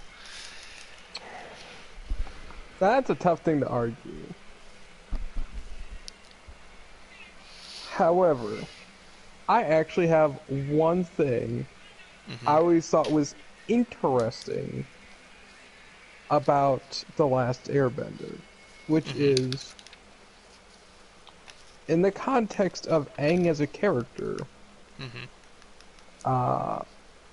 You mean Ung? yeah, I feel like that was him actually just trying to go above and beyond, like, alright, let's see how these names would have been actually pronounced in, the native tongues they were based off of, and it just, came out really fucking stupid. I thought it was oddly interesting that his resolution in the movie was more pacifistic than his resolution in the cartoon, which is to just fucking blow everyone away with the tidal wave. Just push them out to sea. To be fair, he didn't make that decision. I mean, that's fair. It was the water spirit. Ocean spirit. Because the moon spirit died. So it was the ocean spirit who did that. Well, he did actually make the decision to join with him to go and go on a rampage. Yeah, for the most part. I don't think it was that doesn't kind of make definitive. Let me but clarify. I use the term interesting because I don't necessarily think it's a good choice. I just think it's an interesting choice. Yeah. The movie is really fucking boring. Like, you can go into details, but like, at the end of the day, the problem with the movie is it's fucking boring. And they planned a sequel for every book, too. My problem, or my movie of the decade, the one I think is the worst, Mhm. goes a little beyond the movie itself. And by a little, I mean a lot. And that is Suicide Squad. That is a really fucking bad movie. It is not only a bad movie, it is a bad movie that was Oscar. You got an Oscar? It sure I did. got the Oscar for Best Makeup, the Yeah, Best Makeup that's it. Award. Yep. By the way, it got it over Star Trek. Star Trek I Beyond. didn't, I didn't see those movies, so I couldn't say You on should Star not Trek. have won that. But yeah, no, Okay, that's I why stand by- if someone points out but this movie won an Oscar, yeah, and it's like, oh yeah, but Suicide Squad won an Oscar, so they actually mean nothing. Which they did. It's all about Now- who pays the most money, but Here's the thing. I have heard the argument that an Oscar for a given category should be given to the best in that category, regardless of other factors. And Suicide Squad had good makeup, regardless of the fact that it was a bad movie.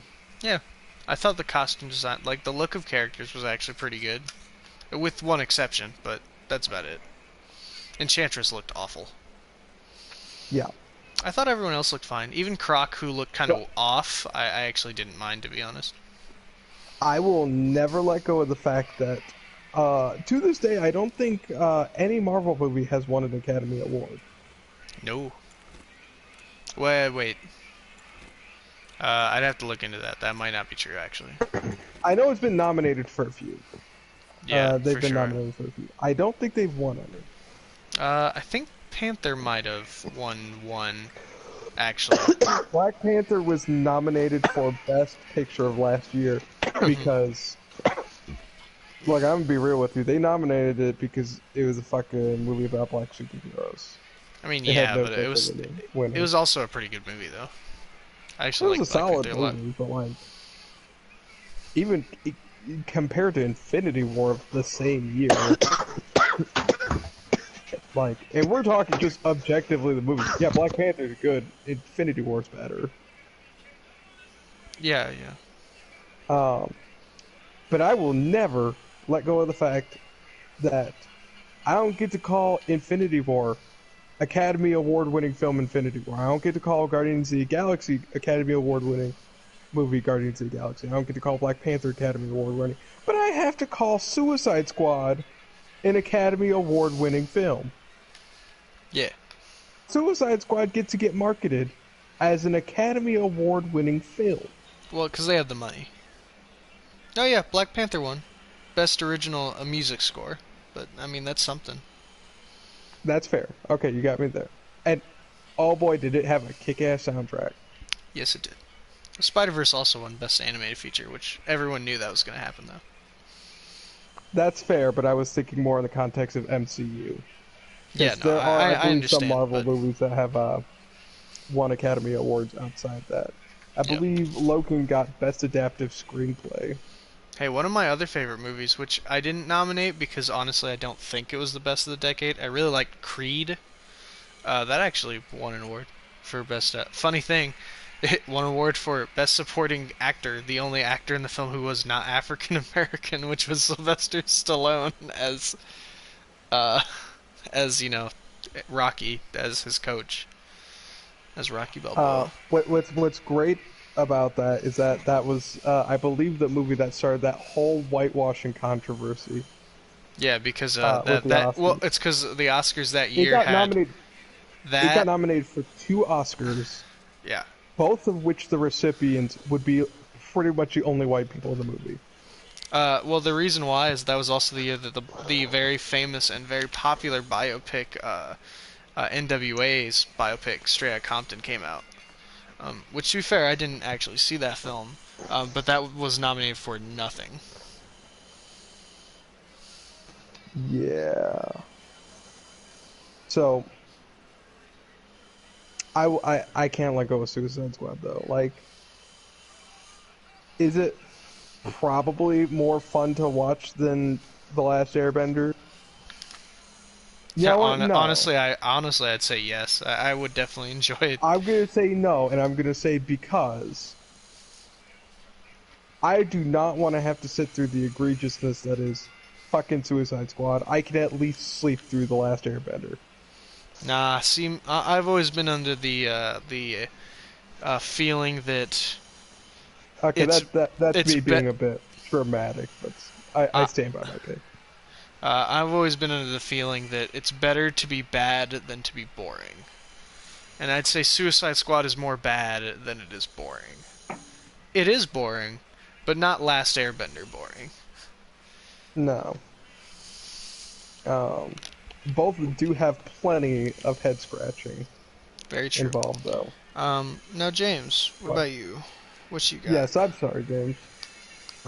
So mine is gonna be a shocker. Mine's gonna have to be Ghostbusters 2016. Oh God, that was also I did a find really like bad movie. one or two Jesus things funny Christ. in of it, but I just The it was feminists boring. are taking over. Yeah, I mean, and the other thing I'm about an it was adult virgin. Sorry. it's alright. That Paul vine Feig, cracks me up. didn't want to do the movie at all, and they just kept forcing it on him, and then he just played the movie. And it could have been its own thing, but it really wasn't. God, the worst part about that movie is the fact that instead of writing the show, instead of writing literal comedy for the film that is a comedy movie, they just told the actors who were comedians to make jokes for the film. Are you serious? Yes, there is no jokes written for that movie. They instead told the actors, because, they're comedians, they're funny, that's their job, to just crack jokes, to be funny. Just be funny. They'll be fine. Be funny. You guys could do that. Man, dude, between fucking Captain Marvel and this, we're gonna get slaughtered if, like, the wrong people watch these streams.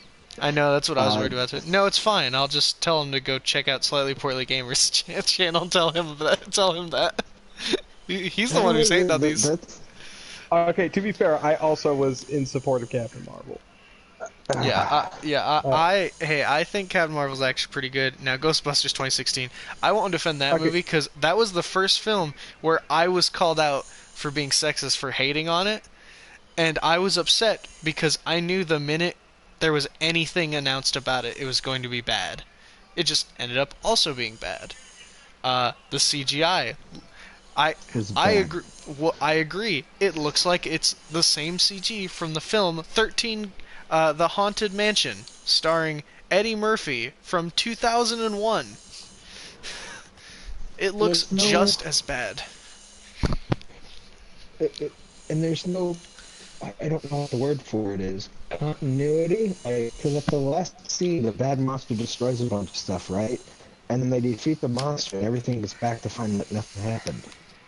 Yeah, because they did it. They saved the day. I mean, and there's other Can we talk about the where- worst thing about that film? Yeah. I thought we did already. No, because we didn't talk about, who was it, I believe? I want to say Fallout Boy cover of the Ghostbusters theme? Oh my god, that was horrible. That made my ears I don't know bleed. who thought that was a good idea. Like, I'm gonna okay, say, I want to clarify. I don't know. I've not seen this movie, so I'm just kind of having fun here. I also have not seen the movie. I've only seen clips and know a lot about the movie because, man, I was really curious how bad it was going to be. It was bad. It was very bad. I was gonna go see it because I was pretty sure it was gonna be bad.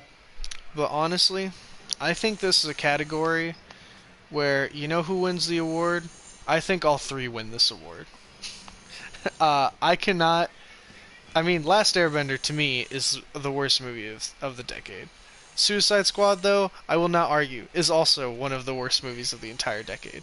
Also, Ghostbusters 2016 was a terrible movie from the decade. Therefore... Now I'll stand.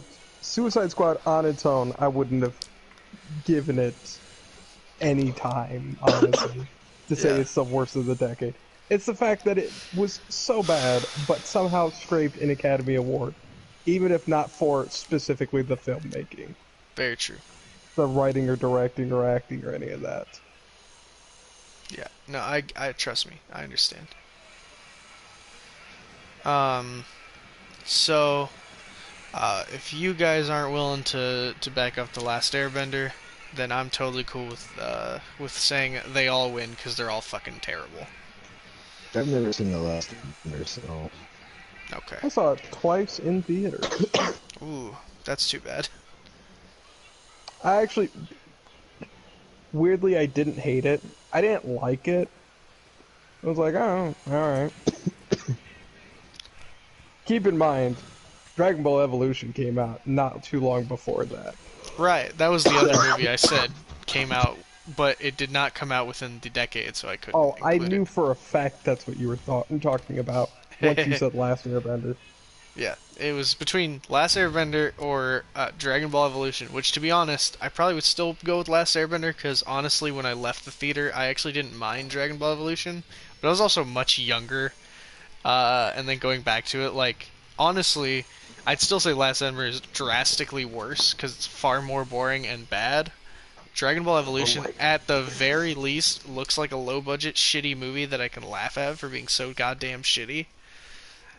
Last Airbender, I just want to shoot my fucking self. Hilarious. Exactly. So what were you gonna say, James? That movie is so goddamn funny. So, back in the day when I used to work with Carl, I remember the day after he went to go see that I didn't know movie. you worked with Carl. That's great. Was it when you worked at Martin's? Yes. You worked with him at Gucci Martin's? Oh, that's pretty Yes, great. sir, did.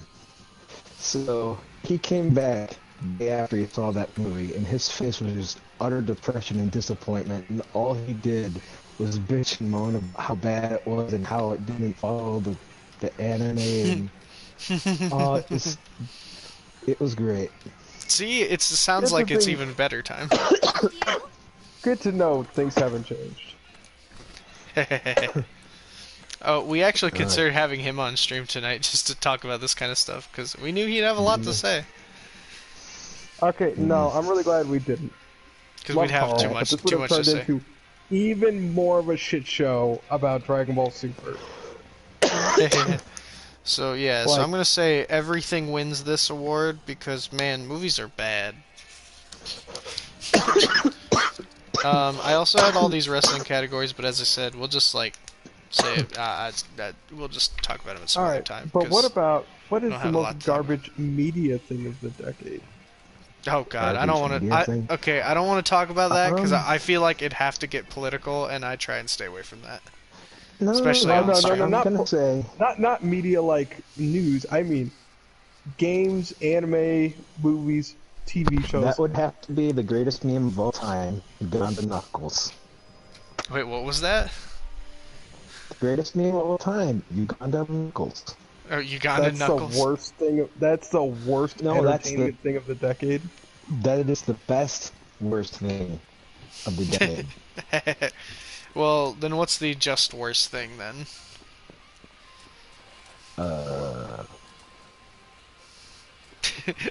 Pokemon Go. And, Let's go okay, to the polls. I do that was want to pretty talk funny. about more That's pretty terrible. more mainstream entertainment, not memes per se. Okay, Ow. the Fortnite convention. How about when Ninja tried to teach people how to do the floss or whatever for New Year's?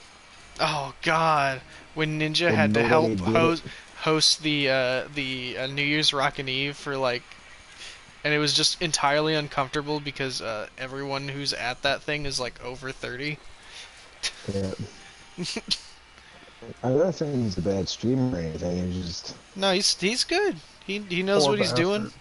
He knows what he's doing, but he was put in a position Okay. he there was no way he was gonna handle No that. nerd should have to be fucking put in a group of fucking straight-laced over 30 people. In the middle of New York during New Year's Rockin' Eve? No, probably not. In any context, let alone that. Yeah. Like fucking, it's like one of the old guys we got at our work. You'll probably know, the one that he's the one I work with, older gentleman. Who anytime he hears about anything nerdy one of us likes, he starts asking the others about it. So, Yeah, how do you like that Overwatch? You still playing Overwatch? Yeah, I have no idea who you're talking about, actually. Um, black dude.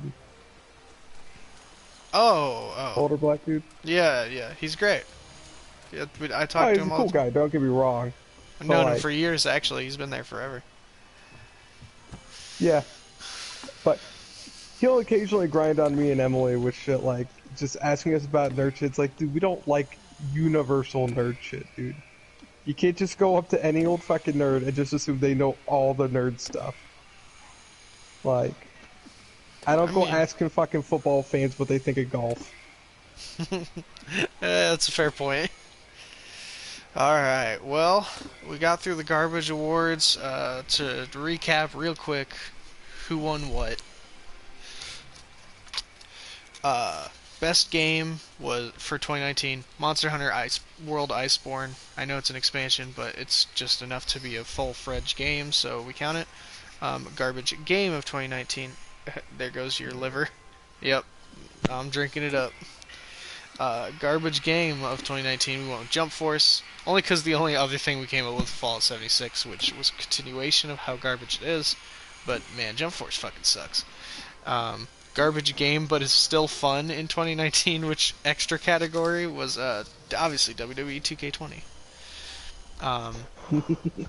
Oh yeah, we never finished best game of the decade between Overwatch or Hollow Knight. We'll just say agree to disagree. It's Overwatch is really good, and that's probably going to win the award. But Hollow Knight is also probably the best game of the decade as well, because I've heard very good things. Worst game of the decade, which was pretty much just game thing of the decade, was just the entire cycle of Fallout 76. It still won worst game, even though it didn't win the worst game that it was gonna win. Best anime of 2019, Promised Neverland, just because it was like really well done. Great characters, great Oh, story, did great we agree on animation. that? I didn't realize I'd won that one. Yeah, I said I'll give it to you. I just disagree. That's fair. Um, Oh yeah, Gar- that's right. This conversation's been going so. 3 hours and 12 minutes actually. It's more like more like 3 hours even, because I also did that update and the intro and stuff. So exactly what I fucking said, Zach. Garbage anime of 2019, Promare, because man, fuck that movie. Garbage anime of the decade, best anime of the I was gonna say garbage anime of the decade, Violet Evergarden. So best anime of the decade is Violet Evergarden, but it's totally My Hero, and they're wrong. No. Garbage. My hero is garbage and so is Moomin Rider. Oh yeah, I forgot. We Mike- accidentally skipped garbage anime of the decade. My bad.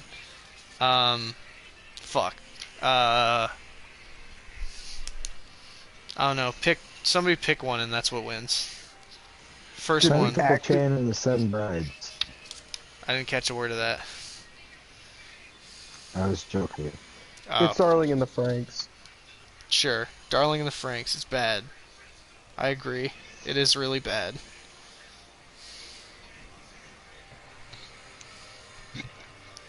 Uh, I actually forgot to. although I I actually must have had skipped that your page by guys' accident. picks here. What were your guys' picks for worst anime of the Mine was decade? Kill la Kill, only because I actually did watch it and didn't like it. I couldn't think of And, anything else that I had James's watched. was Master of the Material Heart. Mm. Yes. I don't think that came out this decade, but they were bad. Fuck it. Fuck it. Darling in the Franxx wins, though, which did come out this decade, and it's bad, and I would have just agreed with you anyway. Best movie 2019, Avengers Endgame, because it's really fucking good. And it's like the biggest movie of all time. Garbage movie 2019, we went with Captain Marvel, though, with some issue there, but Captain Marvel did win. Best movie It's of more the like decade. the least good. I don't think any of us think it's straight up awful. It's just Yeah, not the least good best. amongst what they saw. I saw Hey, at much least worse. Captain Marvel was a little bit better in Endgame, to be honest. She had a bit more character and less screen time, and it goes farther that way. Best movie of the decade, we decided to go Dread 3D because it's fucking cool, dude. He kills people and it's badass and sick. I love it. Dude, he kills, then other dreads show up and he shoots those dreads. Dude, that shit's good dope.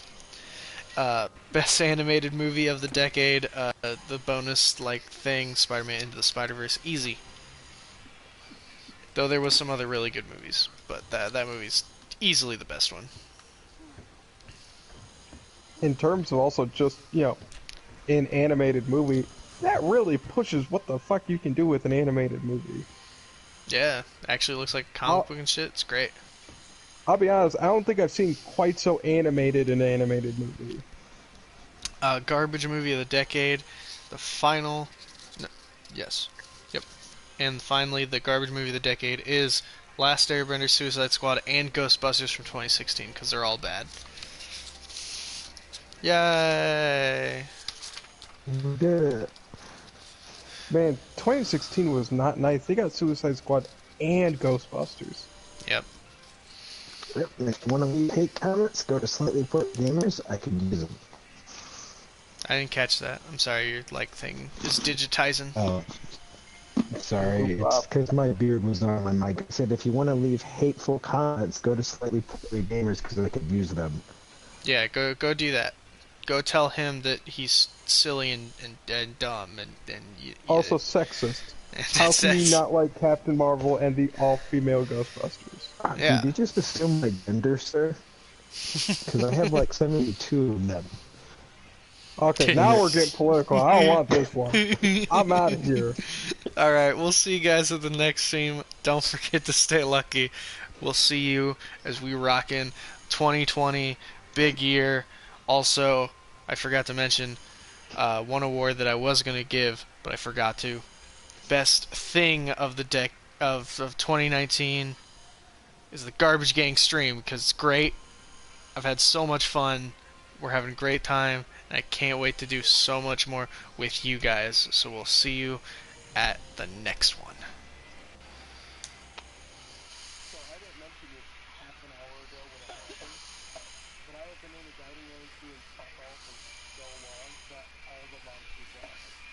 Yeah, I was mostly fishing.